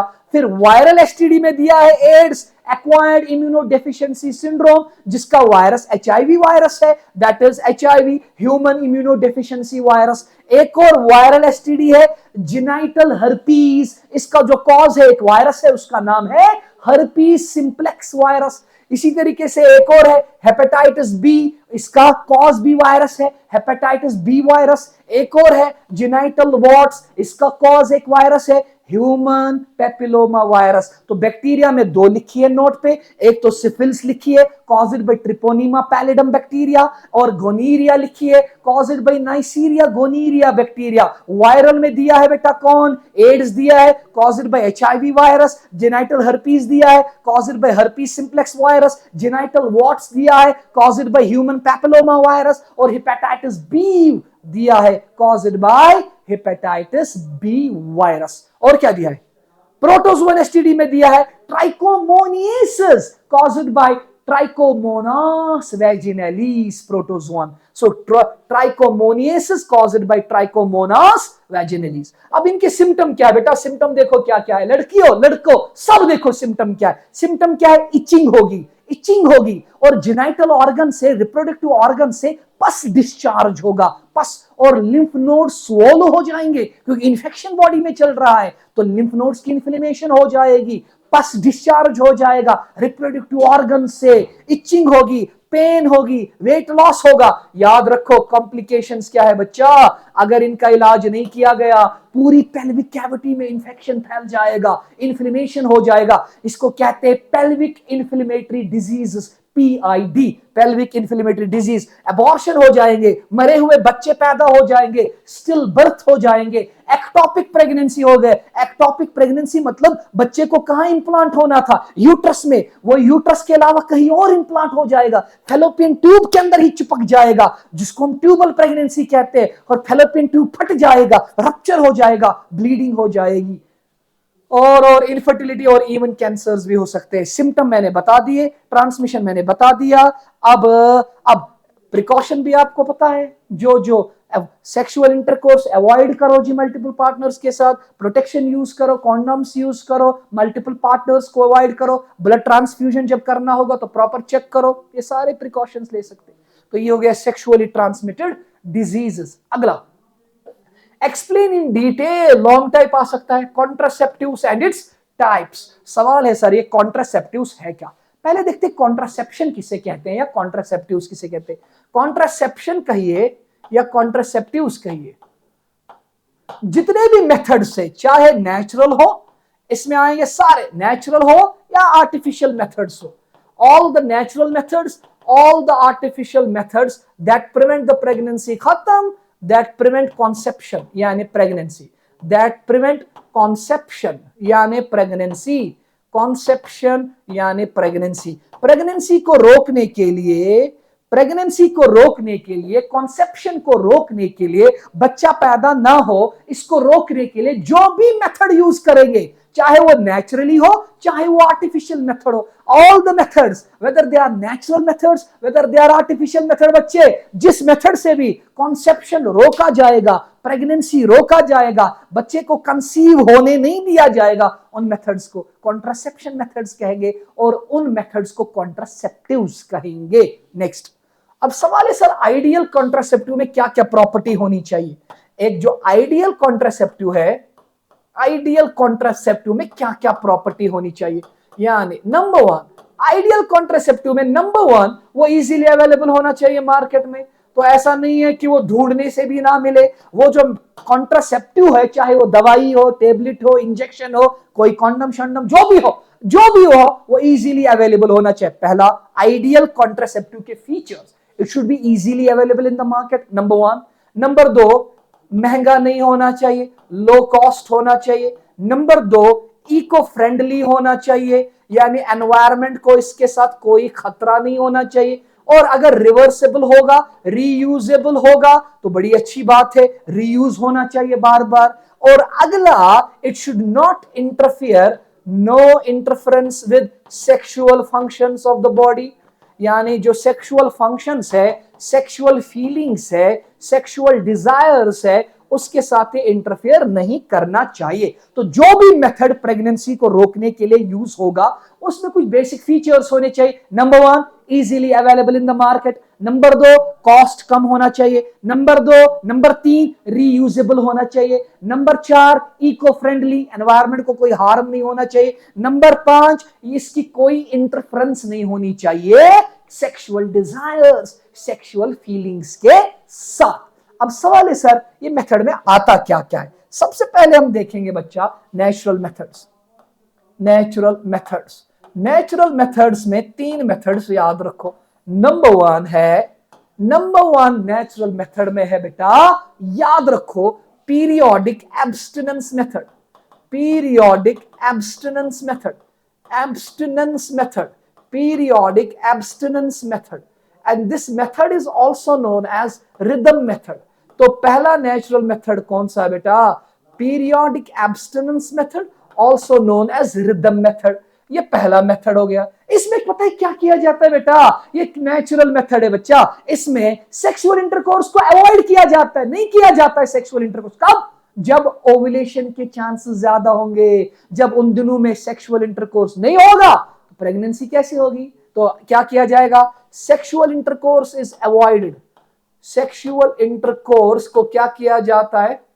Is avoided. कब? During the time of ovulation, during ovulation phase. Ovulation phase होता है यानी जिन दिनों में एग के ज्यादा चांसेस है, यानी 10 to 17 days of menstrual cycle. Menstrual cycle के जो बेटा ये दिन है ना 10 और 17 के बीच में, भाई इन दिनों में एग के रिलीज होने के चांसेस, आपको क्या सर हमने तो पढ़ा है 14th day of menstrual cycle पे सेकेंडरी oocyte रिलीज होता है। भाई वो तो आइडियल सिचुएशन है ना मेरे बच्चे, कभी 10वें दिन भी हो सकता है, कभी 11वें भी, कभी 12वें भी, कभी 13वें, कभी 14वें भी, कभी 15वें, कभी 6, कभी 7। इसका मतलब 10 और 17 का ये जो पीरियड है ना, ये ओव्यूलेशन का पीरियड है। इसमें चांसेस है इन दिनों में कि एग प्रेजेंट हो सकता है। तो अगर इन दिनों में सेक्सुअल इंटरकोर्स हुआ, स्पर्म एग के साथ मिलेगा तो बच्चा बनेगा। इसलिए इन दिनों में अगर अवॉइड करेंगे ना बच्चा, इन दिनों को सेक्सुअल इंटरकोर्स नहीं करेंगे तो बच्चा नहीं होगा। तो होगा ना कॉन्ट्रासेप्शन का मेथड, नेचुरल मेथड। दूसरा मेथड जो है बच्चा natural method, that is coitus interruptus method, coitus interruptus method, coitus interruptus method। और इस मेथड का दूसरा नाम है मेरे बच्चे, इसको बेटा विड्रॉल मेथड कहते हैं मेरे बच्चे। So this method is also known as withdrawal method. नाम आपको काम बता रहा है। इसमें क्या करता है बेटा, मेल जो है ना सेक्सुअल इंटरकोर्स जब करता है ना, जो ही उस मेल को फीलिंग आती है क्या मेरा सीमन रिलीज होने वाला है, वो पेनिस को रिमूव कर देता है बेटा। तो पेनिस जो है बेटा, penis is taken out of vagina before ejaculation से पहले ही, यानी इंसेमिनेशन से पहले ही। तो इसका मतलब नो इंसेमिनेशन को नहीं होने दिया जाता। जाहिर सी बात है बेटा, ये इसमें चांसेस है गड़बड़ के, क्योंकि क्या पता अगर मेल को कंट्रोल ना रहा और थोड़ा सा सीमन रिलीज हो गया तो इसमें परफेक्ट, इसमें चांसेस कॉन्ट्रासेप्शन के नहीं है, इसमें चांसेस ऑफ प्रेगनेंसी रहेंगे। तो दूसरा मेथड कौन सा बेटा, क्वाइटस मेथड। क्वाइटस मेथड का दूसरा नाम क्वाइटस इंटरप्टस मेथड या विड्रॉल मेथड। मेल ने क्या किया, सेक्सुअल इंटरकोर्स के टाइम पे जो ही उसको फीलिंग आई कि अब सीमन रिलीज होने वाला है, इंसेमिनेशन होने वाला है, उसने पेनिस को रिमूव किया सीमन रिलीज होने से पहले ही। तीसरा और आखिरी नेचुरल मेथड है मेरे बच्चे, तीसरा नेचुरल मेथड है, उसको कहते lactational amenorrhoea method. Lactational amenorrhoea method, lactational amenorrhoea में पता है बेटा, जो लैक्टेशन पीरियड होता है पैदा होने के बाद, तो जब बच्चा पैदा हुआ, जो लैक्टेशन पीरियड है ना मेरे बच्चे, यानी first 6 months after the birth, first 6 months, हम जानते हैं इन पहले 6 मंथ्स में नो मेंस्ट्रुअल साइकिल नहीं होता। मेंस्ट्रुअल साइकिल नहीं होगा तो जाहिर सी बात है नो एग नहीं बनेगा, नो सेकेंडरी oocyte। जब सेकेंडरी oocyte नहीं होगा तो अगर सेक्सुअल इंटरकोर्स हुआ भी नो प्रेगनेंसी।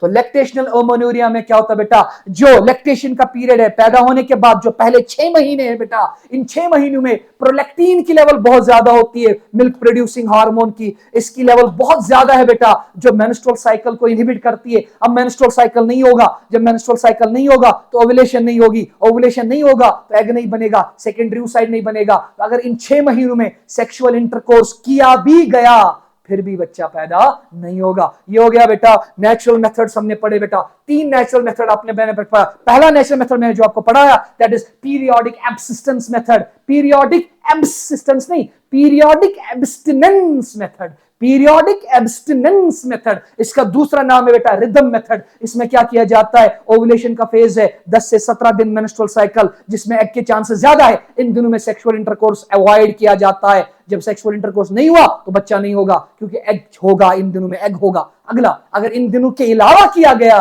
तो बच्चा पैदा नहीं होगा, सिर्फ इन दिनों में एग होता है। उसके अलावा अगला है coitus interruptus method, also known as बेटा विदड्रॉल मेथड। विदड्रॉल, मेल ने पेनिस को विदड्रॉ किया सीमन से पहले, इजैकुलेशन से पहले, इंसेमिनेशन से पहले, तो बच्चा नहीं बनेगा। अगला नेचुरल मेथड जो है मेरे बच्चे दैट इज लैक्टेशनल एमनूरिया। जो लैक्टेशन का पीरियड जो है बेटा, पहले 6 महीने बच्चा जब पैदा हुआ उसके बाद जो पहले 6 मंथ है, कोई मेंस्ट्रुअल साइकिल नहीं है, कोई एग नहीं बनेगा, तो अगर सेक्सुअल इंटरकोर्स हुआ भी तो फर्टिलाइजेशन नहीं होगी, बच्चा पैदा नहीं हुआ। ये बेटा हो गए नेचुरल मेथड। अब जो भी मेथड होंगे बेटा वो नेचुरल नहीं है, यानी वो आर्टिफिशियल मेथड है। उनमें सबसे पहले हम देखेंगे बेटा केमिकल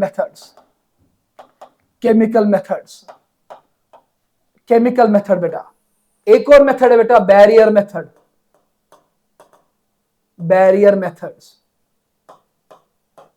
एक और मेथड है बेटा IUD method, IUDs, intrauterine devices. उसको अलग से लेते बेटा, चलो पहले इन दोनों को लेते बेटा।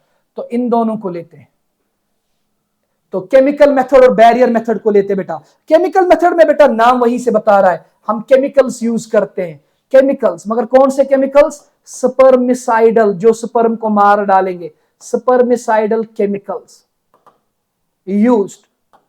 कौन यूज करती है बेटा? फीमेल यूज करती है। कहां यूज करती है बेटा? वेजाइना में यूज करती है, ताकि स्पर्म जब वहां आए बच्चा वो मर जाए। वो स्पर्मिसाइडल केमिकल्स क्या है? उन केमिकल्स में बेटा होता है लैक्टिक एसिड, उन केमिकल्स में होता है बेटा बोरिक एसिड, उन केमिकल्स में होता है बेटा जिंक सल्फेट, उन केमिकल्स में होता है बेटा पोटेशियम परमैंगनेट KMnO4। ये जो बेटा केमिकल्स है ना, इनको स्पर्मिसाइडल केमिकल्स कहते हैं। फीमेल यूज करती है बेटा, वेजाइना में अप्लाई करती है, ताकि जब इंसेमिनेशन हो जाए, मेल ने स्पर्म डिपॉजिट किए, तो ये केमिकल क्या करेंगे? ये एसिडिक पीएच मेंटेन करेंगे वहां और स्पर्म को मार डालेंगे। जब स्पर्म मर गए तो प्रेगनेंसी नहीं होगी। क्या क्या है इन केमिकल में? इनमें लैक्टिक एसिड है, बोरिक एसिड है, जिंक सल्फेट है और KMnO4 है। और ये केमिकल आपकी एनसीईआरटी ने बेटा कहा है, ये in the form of gels भी अवेलेबल है, in the form of foams भी अवेलेबल है, in the form of creams भी। तो मार्केट में ये बेटा ये स्पर्मिसाइडल, स्पर्म को मारने वाले केमिकल जेल की शक्ल में भी है, फोम की शक्ल में भी मौजूद है और क्रीम्स की शक्ल में भी मार्केट में ये अवेलेबल है। अगला बैरियर मेथड। बेटा बैरियर मेथड जो है ना बेटा, ये मेल भी यूज करता है बेटा, ये फीमेल भी यूज करता है, दोनों मेथड यूज करते। और इन बैरियर मेथड का क्या काम है बेटा? ये बैरियर का काम करते, ये प्रिवेंट करते बेटा स्पर्म और एग, और ये एग यानी सेकेंडरी oocyte, उसकी इंटरेक्शन को प्रिवेंट करते हैं, उन दोनों को मिलने नहीं देते। जब इसने स्पर्म और एग को मिलने नहीं दिया बच्चा, बच्चा कैसे पैदा होगा? तो barrier methods are used by both male as well as female. तो ये मेल में भी यूज होता है, फीमेल में भी यूज होता है। तो बैरियर का क्या काम है? स्पर्म को सेकेंडरी oocyte के साथ, एग के साथ मिलने नहीं देता। मेल बैरियर बताओ बेटा, मेल में मेल बैरियर है तो मेल यूज करता है बेटा कॉन्डोम्स बेटा। और ये जो कॉन्डोम्स है ये मेल बैरियर्स है बेटा। ये कॉन्डोम्स जो है ना बेटा, ये रबर के बने हैं बेटा, या ये लेटेक्स के बने होते हैं। ये रबर के बने होते हैं या लेटेक्स के बने होते हैं। और कॉन्डोम का सबसे फेमस ब्रांड है बेटा निरोध। इट्स निरोध जो है ना बेटा, ये पॉपुलर ब्रांड है, मेल कॉन्डोम का popular brand.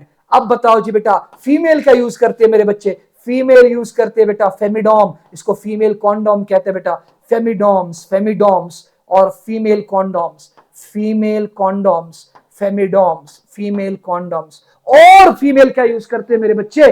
Female, the female also uses, so this is the femidom. Female also uses बेटा diaphragms यूज करती है बेटा फीमेल। नंबर 1 फेमिडोम्स यूज हुए, नंबर 2 डायफ्राम्स यूज हुए बेटा, डायफ्राम यूज हुए बेटा, डायफ्राम, डायफ्राम यूज हुआ, वॉल्ट्स यूज हुए बेटे, डायफ्राम यूज हुए, वॉल्ट्स यूज हुए बेटे, सर्विकल कैप्स यूज हुए। सो डायफ्राम है, वॉल्ट है, सर्विकल कैप्स है, ये सब यूज करते हैं बेटा फीमेल। ये डायफ्राम, वॉल्ट और सर्विकल कैप्स जो बेटा ये कवर करते हैं सर्विक्स को, और ये सर्विक्स को जब कवर करते हैं तो ये ब्लॉक करते हैं स्पर्म की एंट्री को, तो स्पर्म की एंट्री को ये ब्लॉक करते हैं। तो मैंने कुछ नहीं कहा बेटा, मैंने केमिकल मेथड आपको पढ़ाया, खत्म। उसके बाद हमने पढ़ा barrier method. Barrier method male भी यूज करता है, फीमेल भी यूज करता है। बैरियर मेथड का क्या काम है बेटा? स्पर्म और सेकेंडरी oocyte को आपस में मिलने से रोकना बैरियर का काम करता है। मेल में बैरियर क्या है बेटा? कॉन्डोम्स। कॉन्डोम किसके बने हैं बेटा? एनसीईआरटी ने कहा है रबर का बना है, लेटेक्स का बना है। भाई कॉन्डोम का सबसे पॉपुलर ब्रांड इंडिया में कौन है? निरोध is the popular brand of male condom. भाई फीमेल कॉन्डोम्स को क्या कहते हैं बेटा? इनको फेमिडोम्स कहते हैं, FEMIDOMS, फेमिडोम्स और फीमेल कॉन्डोम्स। और फीमेल क्या यूज करती है बेटा?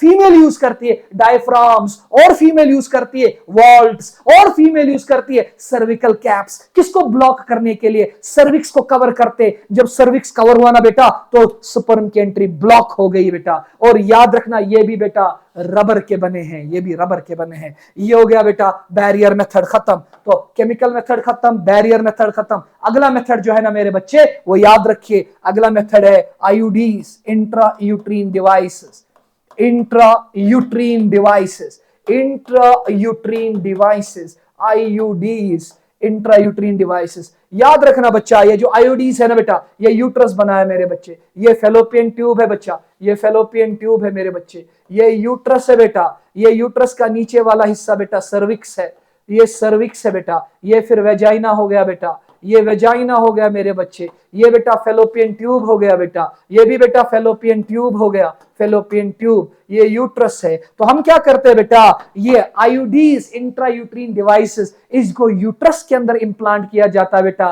किसके जरिए, वेजाइना के जरिए यहां से डाला जाता है, और इसकी शेप टी शेप्ड होती है बेटा, ये ऐसे होता है बेटा, ऐसे, ये टी शेप्ड होता है बेटा, ऐसे होता है ये टी शेप्ड।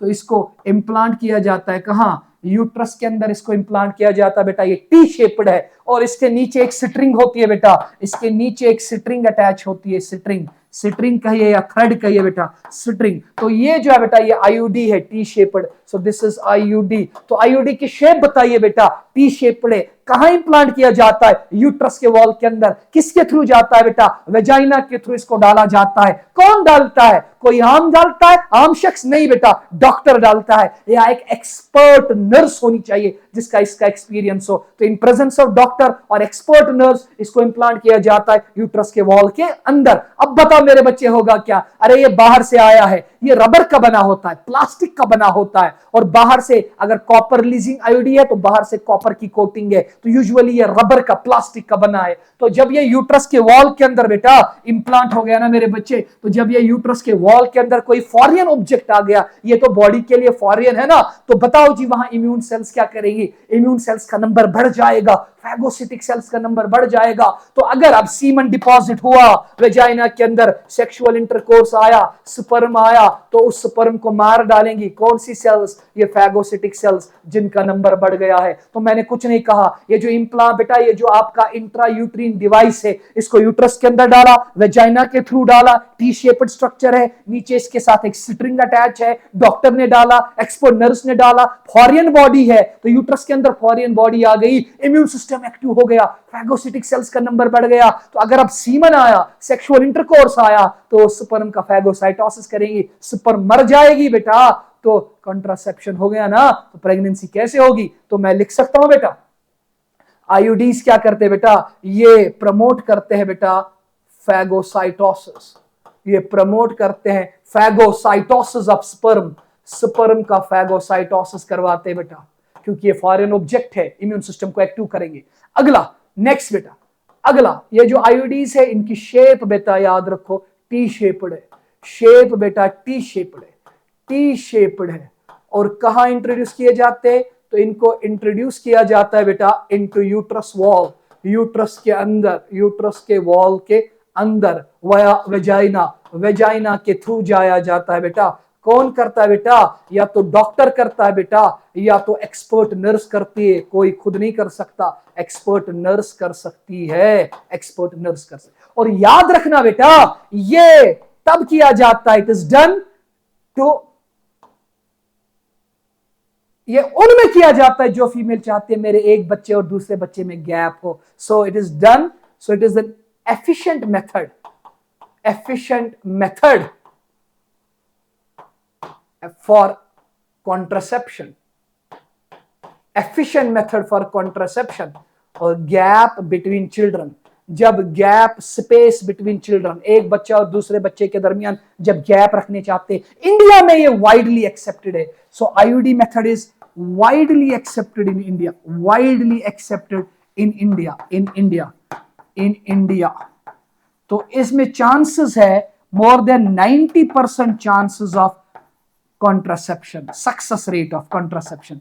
तो इसमें सक्सेस के कितने चांसेस है, मोर देन 95% चांसेस इसके सक्सेसफुल होने के। वापस आ जा बेटा, क्या स्टार्ट किया बेटा, आईयूडी, आईयूडी का फुल फॉर्म बताओ, इंट्रायूट्रीन डिवाइसेस। भाई इंट्रायूट्रीन डिवाइसेस की शेप बताओ, टी शेप्ड, कहां डाले जाते, यूट्रस के अंदर, किसके थ्रू, वेजाइना के थ्रू। कौन करता है, डॉक्टर करता है, एक्सपर्ट नर्स करती है, यूट्रस के वॉल के अंदर गया, फॉरेन बॉडी है, तो इम्यून सिस्टम एक्टिव हो गया, इम्यून सिस्टम ने फैगोसिटिक सेल्स का नंबर बढ़ाया, फैगोसिटिक सेल्स ने स्पर्म का क्या किया, फैगोसाइटोसिस, खात्मा स्पर्म का, तो कंट्रासेप्शन हो गया ना, प्रेगनेंसी से बच गए। और याद रखो इंडिया में it is widely accepted method of contraception and it has more than 90% chances of success of contraception. और ये वो फीमेल्स करती है जो एक बच्चे और दूसरे बच्चे में गैप रखना चाहती है अच्छा खासा। और ये याद रखना बेटा, ये इसको हम रिवर्सिबल भी कर सकते। अगर कभी फीमेल चाहेगी अब मुझ में बच्चा पैदा हो, अब वो चाहेगी क्या, तो डॉक्टर क्या करेगा, फिर से इस स्ट्रिंग को खींचेगा, ये निकलेगा बाहर, फिर से फीमेल नॉर्मल हो गई। क्यों? क्योंकि जब फॉरेन बॉडी बाहर निकली फिर फैगोसिटिक सेल्स का नंबर फिर से कम हो जाएगा, नॉर्मल सिस्टम सारा हो गया, तो बच्चा फिर से पैदा होगा। तो इसको हम रिवर्स भी कर सकते। अगला, हम इन आईयूडीज के बेटे टाइप्स है। नंबर 1, तो types of IUDs, types of IUDs. Number 1 है बेटा non medicated IUDs, non medicated IUDs, इनको हम इनर्ट भी कहेंगे, इनर्ट आईयूडीज पहला।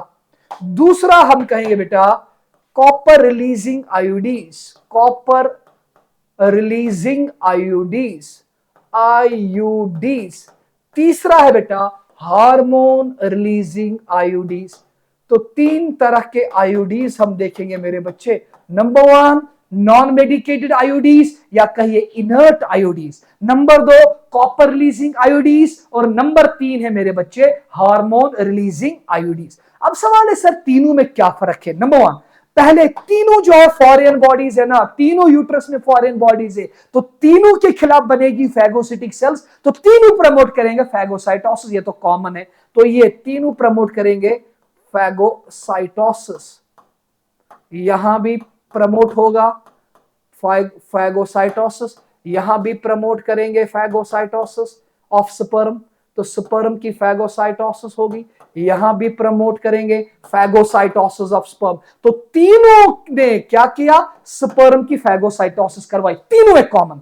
तो यहां भी फैगोसाइटोसिस प्रमोट हुआ, यहां भी स्पर्म की फैगोसाइटोसिस हुई, यहां भी स्पर्म की फैगोसाइटोसिस हुई। लेकिन ये जो इनर्ट आईयूडी है ना बच्चा, ये इसने किया प्रमोट फैगोसाइटोसिस। और दूसरी चीज याद रखना बेटा, ये क्या करती है बेटा, ये अनफर्टिलाइज्ड ओवम को फर्टिलाइजेशन साइट से निकाल के यूट्रस में ले आती है। सो ये क्या करती है, ये प्रमोट करती है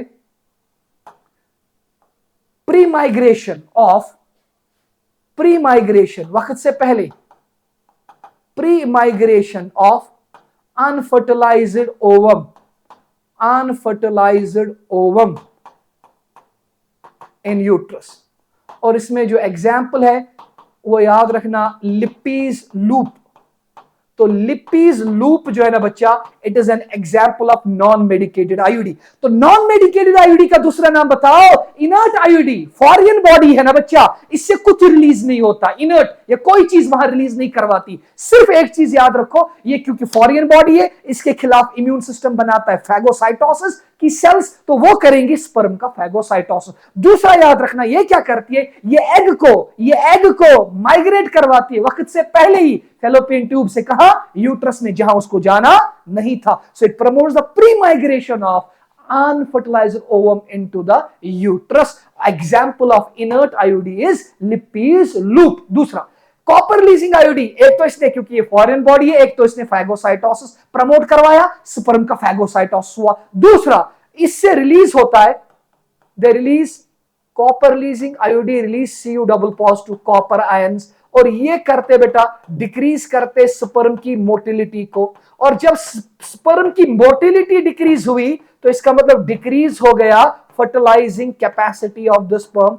तो फर्टिलाइजेशन कैपेसिटी डिक्रीज हो गई ना ऑफ स्पर्म, ये हो गया मेरे बच्चे कॉपर रिलीजिंग आईयूडी खत्म। तो कॉपर रिलीजिंग आईयूडी क्या करता है बेटा, कॉपर रिलीजिंग आईयूडी एक तो फैगोसाइटोसिस करवाता है स्पर्म का, दूसरा ये कॉपर रिलीज करता है। कॉपर आयन से क्या होता है, स्पर्म की स्पीड सप्रेस हो जाती है, मोटिलिटी कम हो जाती है, और जब वो मोटिलिटी कम होगी तो वो मंजिल तक नहीं पहुंचेगा एआई जंक्शन तक, यानी उसकी जो फर्टिलाइजेशन की एबिलिटी थी वो खत्म हो गई, वो सप्रेस हो गई, वो डिक्रीज हो गई। और कॉपर रिलीजिंग आईयूडी की एग्जाम्पल याद रखो बेटा, वो लिखवाता, यहां पे लिखवाता हूं कॉपर रिलीजिंग आईयूडी। तो कॉपर रिलीजिंग आईयूडी की एग्जाम्पल याद रखो, कॉपर रिलीजिंग आईयूडीज की एग्जाम्पल है कॉपर 7, कॉपर टी और मल्टीलोड 375, मल्टीलोड 375 कौन? Copper 7, copper T, copper 7, copper T, Multiload 375.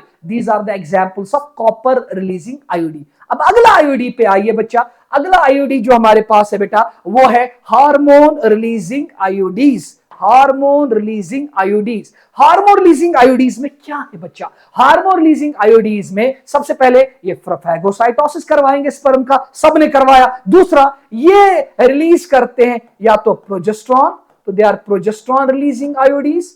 तो या तो प्रोजेस्टेरॉन रिलीजिंग है तो प्रोजेस्टेरॉन रिलीज करवाएंगे, और दोनों प्रोजेस्टेरॉन और एस्ट्रोजन दोनों, या तो progesterone dash oestrogen releasing IUDs है, एस्ट्रोजन रिलीजिंग आयोडीज है. तो इन आयोडीज के दो टाइप्स हो गए बेटा. एक तो प्रोजेस्टेरॉन रिलीजिंग आयोडीज हो गए और दूसरा प्रोजेस्टेरॉन एस्ट्रोजन. इनको कंबाइंड आयोडीज भी कहेंगे. फिर से तो हार्मोन रिलीजिंग आयोडीज फैगोसाइटोसिस करवाएंगे. नंबर 2, हार्मोन रिलीजिंग आयोडीज में क्या होता है बेटा? या तो हार्मोन रिलीज होता है कौन? प्रोजेस्टेरॉन, खत्म. या तो ऐसा आयोडी होता है जिससे प्रोजेस्टेरॉन भी रिलीज होता है और एस्ट्रोजन भी रिलीज होता है. तो ये जो हार्मोन रिलीजिंग आयोडीज है, अब इनके दो टाइप्स हो गए, प्रोजेस्टेरॉन रिलीजिंग और एस्ट्रोजन प्रोजेस्टेरॉन दोनों जहां होंगे. तो अब चाहे हार्मोन रिलीजिंग आयोडीन में आपका चाहे प्रोजेस्टेरॉन वाला हो, प्रोजेस्टेरॉन आयोडी हो, तो जहां से प्रोजेस्टेरॉन निकलता है, या चाहे आपका प्रोजेस्टेरॉन डैश एस्ट्रोजन का कंबाइंड हो, प्रोजेस्टेरॉन डैश एस्ट्रोजन आयोडी हो, दोनों. तो चाहे खाली प्रोजेस्टेरॉन वाला हो चाहे कंबाइंड वाला हो, ये दोनों आयोडीज पता है बेटा क्या करते हैं? याद रखना बच्चे, ये इनहिबिट करते हैं एक तो ओव्यूलेशन, ये ओव्यूलेशन को इनहिबिट करते हैं, ओव्यूलेशन को, और ये इनहिबिट करते हैं बेटा इंप्लांटेशन, एग को बनने नहीं देते. अगर अब एग बन भी गया तो उसको यूट्रस के साथ जाइगोट को चिपकने नहीं देते, इंप्लांट नहीं होने देते, इंप्लांटेशन. या ये क्या करते हैं? ये थिक करते हैं, they increase the mucus in cervix, mucus in cervix. और जब सर्विक्स के अंदर म्यूकस हो गया ज्यादा तो स्पर्म की एंट्री ब्लॉक होगी, तो स्पर्म एंट्री ब्लॉक्ड. वापस आ जाओ बेटा. हार्मोन रिलीजिंग आयोडी में क्या है? पहले बताओ आयोडीज के कितने टाइप है. पहला आयोडी का टाइप आपने क्या पढ़ा बच्चा? पहला आयोडी का टाइप पढ़ा आपने non medicated आयोडी, also known as inert आयोडी. इसकी एग्जांपल क्या है? लिपीज लॉ. ये क्या करवाता है? फैगोसाइटोसिस करवाता है स्पर्म का, क्योंकि ये फॉरेन बॉडी है. इम्यून सिस्टम जो है यूट्रस का फैगोसिटिक सेल्स बनाएगा, और अगर स्पर्म आया तो उसका फैगोसाइटोसिस होगा, खत्म. और ये एग को ले जाएंगे वक्त से पहले ही, प्री माइग्रेशन, फर्टिलाइजेशन से पहले यूट्रस के अंदर ले जाएंगे और एग वहीं पे मर जाएगा, खत्म. दूसरा क्या है? Copper releasing IUDs. ये क्या करवाएंगे? Phagocytosis of sperm. दूसरा कॉपर आयन रिलीज होगा, उससे स्पर्म की स्पीड कम होगी, स्पर्म की मोटिलिटी कम होगी और स्पर्म फर्टिलाइजेशन नहीं कर पाएगा, फर्टिलाइजिंग एबिलिटी कम हो गई. और क्या है? Hormone releasing आयोडी. हार्मोन रिलीजिंग आयोडी में क्या आता है? एक तो प्रोजेस्टेरॉन रिलीजिंग आयोडी और दूसरा कंबाइंड, जिसमें प्रोजेस्टेरॉन भी होगा और एस्ट्रोजन भी होगा. ये प्रोजेस्टेरॉन हो या hormone releasing progesterone oestrogen combined हो, दोनों का मकसद क्या? ये ओव्यूलेशन को इनहिबिट करेंगे, एग को बनने नहीं देंगे. जब एग नहीं बना तो बच्चा कैसे बनेगा? अब अगर एग बना तो इंप्लांटेशन को होने नहीं देंगे, जाइगोट को यूट्रस के साथ अटैच नहीं होने देंगे, तो बच्चा कैसे फिर आगे बढ़ेगा? और तीसरा, ये सर्विक्स के अंदर म्यूकस की लेवल को बढ़ाते, सर्विक्स मोटा गाढ़ा विस्कस हो जाता है, स्पर्म की एंट्री ब्लॉक हो जाती है. ये हो गया बेटा आयोडीज के टाइप्स, खत्म. अगला मेथड ऑफ कॉन्ट्रासेप्शन है बेटा हमारा, उसको हम कहेंगे contraceptive pills. Contraceptive pills, contraceptive pills. Contraceptive pills में क्या बेटा होता है? कॉन्ट्रासेप्टिव पिल्स में सबसे पहले याद रखना, these are the safest and the cheapest method of contraception. तो ये जितने भी मेथड्स आपने कॉन्ट्रासेप्शन के पढ़े, सबसे सेफ है और सबसे सस्ते हैं. अगला, इन कॉन्ट्रासेप्टिव पिल्स में पहले हमारे पास है सिंपल पिल बेटा, सिंपल पिल्स, या इनको सिंगल पिल्स भी कहेंगे, या सिंपल पिल्स कहिए, सिंपल पिल्स कहिए, ठीक है. सिंपल पिल्स में क्या होता है, या सिंगल पिल्स कहिए. इन सिंपल पिल्स में या सिंगल पिल्स में क्या होता है बेटा? याद रखो, इन सिंगल पिल्स में खाली होता है बेटा ओनली प्रोजेस्टेरॉन प्रेजेंट, खत्म. और प्रोजेस्टेरॉन खाली प्रेजेंट है, इनमें सिर्फ progesterone. Example of simple pill is बेटा मिनी पिल्स। तो mini pills are simple pills, खत्म। और दूसरी पिल जो है ना बेटा वो कंबाइन पिल है। अब नाम वहीं से बता रहा है बेटा, कंबाइन पिल्स में क्या होगा, कंबाइन पिल्स में दोनों चीजें होगी, तो इसमें both progesterone and oestrogen present होगा। तो यहां मेरे बच्चे प्रोजेस्टेरॉन भी होगा, यहां मेरे बच्चे एस्ट्रोजन्स भी होंगे, यहां प्रोजेस्टेरॉन भी होगा, यहां एस्ट्रोजन्स भी होंगे, दोनों होंगे प्रोजेस्टेरॉन एंड एस्ट्रोजन प्रेजेंट। और याद रखना बेटा, फिर से कहता हूं, कॉन्ट्रासेप्टिव पिल्स क्या है, these are the safest method of contraception, cheapest method of contraception. हमने पिल्स को दो हिस्सों में डिवाइड किया, single pill and combined pill. सबसे पहले हमने उठाया सिंपल पिल या सिंगल पिल, इसमें क्या होगा, ओनली प्रोजेस्टेरॉन होगा। एग्जांपल बताओ, मिनी पिल। कंबाइंड पिल में क्या होगा बेटा, इसमें प्रोजेस्टेरॉन भी होगा, एस्ट्रोजन भी होगा, दोनों होगा, प्रोजेस्टेरॉन भी और एस्ट्रोजन भी। एग्जांपल बताओ, एग्जांपल है बेटा माला डी, एग्जांपल है बेटा माला डी, एग्जांपल है बेटा माला एल। तो माला डी एंड माला एल ये दोनों क्या है बेटा, ये कंबाइंड पिल है, इनमें प्रोजेस्टेरॉन भी है और इनमें बेटा एस्ट्रोजन भी है। अगला अगला नेक्स्ट, अगला। अब जरा ध्यान से देखो बेटा, ध्यान से देखो बेटा, ध्यान से देखो, ध्यान से देखो, ध्यान से देखो। अगला, अब ये जो पिल्स है ना, कॉन्ट्रासेप्टिव पिल्स, इनको कब लिया जाता है, तो याद रखना बेटा, कॉन्ट्रासेप्टिव पिल्स जो है ना बेटा, तो दे आर टेकन ऑरली। इनको ऑरली ले जाता है फॉर 21 डेज, 21 दिनों तक continue. So they are taken orally for 21 days. कब स्टार्ट किया जाता है, they are started within first 5 days of menstruation. First 5 days of cycle, menstrual cycle. First 5 days of menstrual cycle. तो ये जो कॉन्ट्रासेप्टिव पिल्स है बेटा, इनको 21 दिनों तक कंटिन्यू लिया जाता है। लेकिन स्टार्ट कब किया जाता है, मेंस्ट्रुअल साइकिल के पहले 5 दिनों में कभी भी। So with in the first 5 days of menstrual cycle के 5 दिनों के अंदर आपको ये स्टार्ट करना पड़ेगा 21 दिनों तक। और जब 21 दिनों तक कंटिन्यू हुआ, देन उसके बाद after a gap of 7 days, फिर 7 दिनों का गैप है, 7 डेज रिपीटेड, फिर बाद में फिर से रिपीट किया जाता है। तो कॉन्ट्रासेप्टिव पिल्स को मेरे बच्चे याद रखो, इनको 21 दिनों तक लिया जाता है कंटिन्यू, हर दिन 21 दिनों तक लिया जाता है ऑरली। लेकिन स्टार्ट कब किया जाता है, with the first 5 days of cycle. अब जब 21 दिनों तक कंटिन्यू हो गया, फिर गैप दी जाती है 7 दिनों की, 1 हफ्ते की गैप, फिर से स्टार्ट किया जाता है और साइकिल कंटिन्यू चलता है। ये हो गया कॉन्ट्रासेप्टिव पिल्स, खत्म। अगला याद रखना बेटा, एक कॉन्ट्रासेप्टिव पिल है जिसका नाम है सहेली। याद रखना, वो जो सहेली है ना बेटा, सहेली जो आपने अभी देखी, जो आपने सिंपल पिल देखी, उसमें प्रोजेस्टेरॉन था, और प्रोजेस्टेरॉन स्टीरॉयड हार्मोन है। और जो आपने कंबाइंड पिल देखी, माला डी और माला एल, उसमें प्रोजेस्टेरॉन भी था और एस्ट्रोजन भी था, वो दोनों भी स्टीरॉयड है। तो चाहे सिंपल पिल हो चाहे कंबाइंड पिल हो, दोनों में स्टीरॉयड्स है। लेकिन ये जो है ना, इसमें स्टीरॉयड नहीं है। ये जो सहेली है ना, it is a non-steroidal pill, non-steroidal preparation, या कहिए non-steroidal contraceptive pill। तो ये contraceptive pill है, मगर इसमें कोई स्टीरॉयड नहीं है। फिर सर इसमें क्या है, इसमें नॉन स्टीरॉयड है। वो नॉन स्टीरॉयड क्या होता है, उसको कहते हैं सेंट्रोक्रोमैन। सेंट्रोक्रोमन है इसमें, centchroman. So it is a non steroidal pill, इसमें एक नॉन स्टीरॉयड कंपाउंड है सेंट्रोक्रोमन, ठीक है बच्चा। सो और ये नॉन स्टीरॉयडल है। और याद रखना बेटा, इसको डेवलप किया गया था, इसको डेवलप किया था, developed by CDRI, central drug research institute, central drug research institute, central drug research institute, Lucknow India, Lucknow India.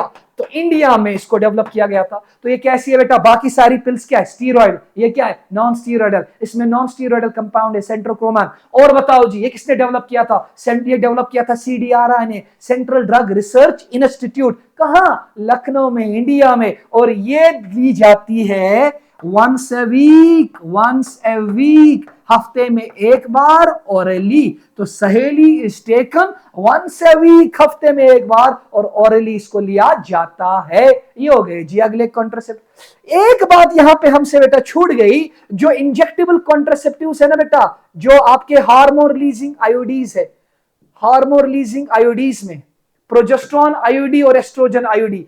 Progesterone वाले की एग्जाम्पल याद रखो बेटा, प्रोजेस्टेरोन वाले की एग्जाम्पल है जिसमें सिर्फ प्रोजेस्टेरोन होता है, तो प्रोजेस्टेरोन आयोडी की एग्जाम्पल यहां पे याद रखेंगे। जो प्रोजेस्टेरोन आयोडी है, प्रोजेस्टेरोन आयोडी की एग्जाम्पल है, उसको हम कहते हैं प्रोजेस्टासर्ट। प्रोजेस्टासर्ट इज ए प्रोजेस्टेरोन आयोडी, यानी ऐसा आयोडी जिससे प्रोजेस्टेरोन निकलता है। और LNG20 या इसको लेवनॉर गेस्ट्रल कहते हैं बेटा, LNG20 या कहिए मेरे बच्चे लेवनॉर गेस्ट्रल। ये कैसा आयोडी है? ये कंबाइंड आयोडी है, यानी इसमें प्रोजेस्टेरोन भी है और एस्ट्रोजन भी है, दोनों कंबाइंड है। Progesterone oestrogen combined IUD. तो क्या कहा मैंने बच्चे? मैंने कहा बेटा जो प्रोजेस्टेरोन वाला है उसकी एग्जांपल आप याद रखो प्रोजेस्टासर्ट, और जो कंबाइंड वाला है जिसमें एस्ट्रोजन भी है प्रोजेस्टेरोन भी है उसकी एग्जांपल आप याद रखो LNG20, ऑल्सो नोन एज लेवनॉर गेस्ट्रिल या कहिए LNG20। अब अगले पे आइए और आखिरी मेथड ऑफ कंट्रासेप्शन पे आइए, जिनको कहते हैं सर्जिकल मेथड्स या स्टीरिलाइजेशन। तो लास्ट मेथड पे आइए बेटा, सर्जिकल मेथड्स या कहिए स्टीरिलाइजेशन। सर्जिकल मेथड्स, जितने भी मेथड आपने कॉन्ट्रासेप्शन पढ़े थे सब के सब टेम्पररी है। These are the permanent method. ये बेटा परमानेंट मेथड है, यानी अगर ये मेथड हुआ अब बच्चा पैदा फिर कभी नहीं होगा। So these are surgical methods, these are sterilisation method, these are permanent methods, these are the highest chance of success. तो यही है ना, तो मोस्ट सक्सेसफुल मेथड्स तो परमानेंट है और मोस्ट सक्सेसफुल है यही। तो ये परमानेंट भी है बच्चा, ये मोस्ट सक्सेसफुल मेथड भी है। इसके बेटा दो टाइप है, नंबर 1 है बेटा ट्यूबेक्टोमी और दूसरा है बेटा वेजेक्टोमी। भाई क्या है ये दोनों? कितना आसान है बेटा। ट्यूबेक्टोमी फीमेल में किया जाता है और वेजेक्टोमी मेल में किया जाता है। यहां पे क्या किया गया बेटा? ट्यूबेक्टोमी में दोनों फेलोपियन ट्यूब को काटा जाता है, फिर इनको जोड़ा जाता है। ऐसे देखो ट्यूबेक्टोमी में क्या होता है बेटा, ये देखो। अरे देखो बच्चा ट्यूबेक्टोमी में क्या होता है मेरे बच्चे, देखो देखो देखो ट्यूबेक्टोमी में क्या होता है। यहां देखो ट्यूबेक्टोमी में क्या होता है। ये देखो बच्चा, ये फेलोपियन ट्यूब है बेटा, ये फेलोपियन ट्यूब है। यहां देखो फेलोपियन ट्यूब को काटा जाएगा, काटा गया इस fallopian tube. So both the fallopian tube are excised, दोनों को काटा गया। यहां देखो बच्चा, जब काटा गया यहां पे, काटा गया यहां पे, फिर क्या किया गया बच्चा? अब काटा गया तो फिर इसको भी जोड़ा गया, इसको भी यहां पे लाइगेट किया गया, बांधा गया। यहां पे इसको भी बांधा गया, बंद किया गया, इसको भी बंद किया गया, तो ब्लॉक किया गया। इसको कहते हैं बेटा हाँ ट्यूबेक्टोमी। दोनों फेलोपियन ट्यूब को काटा गया, देन उनको लाइगेट किया गया, इनको बंद किया गया, नॉट डाला गया, यहां भी नॉट डाला गया, यहां भी नॉट डाला गया, तो रास्ता ही ब्लॉक हो गया। और सेम मेल के साथ किया जाता है, दो टेस्टिस से निकलते हैं, दो वास डिफरेंस। तो मेल में क्या किया जाता है, ये एक टेस्टिस से निकला, एक वासा डिफरेंस, ये दूसरे टेस्टिस से निकला, दूसरा वास डिफरेंस। तो दोनों वास डिफरेंस को क्या किया जाता है बेटा? यहां काटा गया, दोनों वास डिफरेंस को काटा गया, फिर इन दोनों को जब काट के, तो यहां पे भी इसको नॉट मारा गया, बंद किया गया, यहां पे नॉट मारा गया, यहां पे नॉट मारा गया, बंद किया गया, यहां पे बंद किया गया, तो स्पर्म का रास्ता ही बेटा बंद किया गया। तो हमने क्या कहा, ट्यूबेक्टोमी किस में होता है बेटा? ट्यूबेक्टोमी होता है बेटा फीमेल में, वेजेक्टोमी होता है मेल में। यहां पे क्या किया जाता है बेटा? बोथ फेलोपियन ट्यूब्स, दोनों फेलोपियन ट्यूब्स को क्या किया गया बेटा? एक्साइज्ड किया जाता है, काटा जाता है, एंड देन वो उनको नॉट मार के बंद किया जाता है, एंड देन लाइगेटेड। यहां पे क्या किया जाता है बेटा? बोथ वास डिफरेंशिया दोनों वास डिफरेंशिया को क्या किया जाता है बेटा, दोनों वास डिफरेंशिया को एक्साइज किया जाता है मेरे बच्चे। और उनके बाद जब दोनों वास डिफरेंस एक्साइज किए गए फिर नॉट मार के बंद किया गया एंड देन लाइगेटेड, लाइगेटेड, इसीलिए इनको हम लाइगेशन मेथड भी कहते हैं। तो क्या हो गया बेटा, सर्जिकल मेथड को, स्टेरिलाइजेशन मेथड को या लाइगेशन मेथड कहो, तो मेल में भी किया जाता है, फीमेल में भी किया जाता है। परमानेंट मेथड है मेरे बच्चे, मोस्ट सक्सेसफुल मेथड है। मेल्स में क्या किया जाता है, दोनों वास डिफरेंस को काटा जाता है एंड देन लाइगेट। फीमेल में क्या किया जाता है, दोनों फेलोपियन ट्यूब को काटा जाता है और देन लाइगेट किया जाता है। ये हो गया जी बेटा अगला मेथड खत्म। आखिरी बेटा जो छोटा सा टॉपिक है इसमें एक लाइन का, that is what is amniocentesis. ये एक टेक्निक है बेटा, it's a technique technique technique technique to diagnose the genetic disorders, to diagnose chromosomal disorder कहिए या जेनेटिक डिसऑर्डर कहिए बेटा बच्चे में। जेनेटिक डिसऑर्डर बच्चे में फीटल लाइफ में ही यानी इन फीटस यानी प्रीनेटल डिटर्मिनेशन करेंगे डिसऑर्डर्स का। क्या किया जाता है बेटा, एक नीडल ली जाती है बेटा, मां के पेट के थ्रू उसको पार किया जाता है और वो नीडल पहुंचती है बेटा अंदर, यूट्रस के वॉल को चीर के अंदर, फिर पहुंचती है बेटा जिस कैविटी में बच्चा होता है। पिछले सेशन में डायग्राम भी दिखाई थी, एमनियोटिक कैविटी, वहां से फ्लूइड निकलता है जिसको एमनियोटिक फ्लूइड कहा था। तो एमनियोटिक कैविटी, जिस कैविटी में बच्चा है उस कैविटी से निकाला एमनियोटिक फ्लूइड, लेकिन उस फ्लूइड में सिर्फ फ्लूइड नहीं होता, उसमें फीटल सेल्स भी होती है। उन सेल्स को भी निकाला और उनको फिर देखा गया कहीं कोई क्रोमोसोमल डिसऑर्डर तो नहीं है। तो हम क्या करते हैं बेटा, यूजिंग सिरिंज,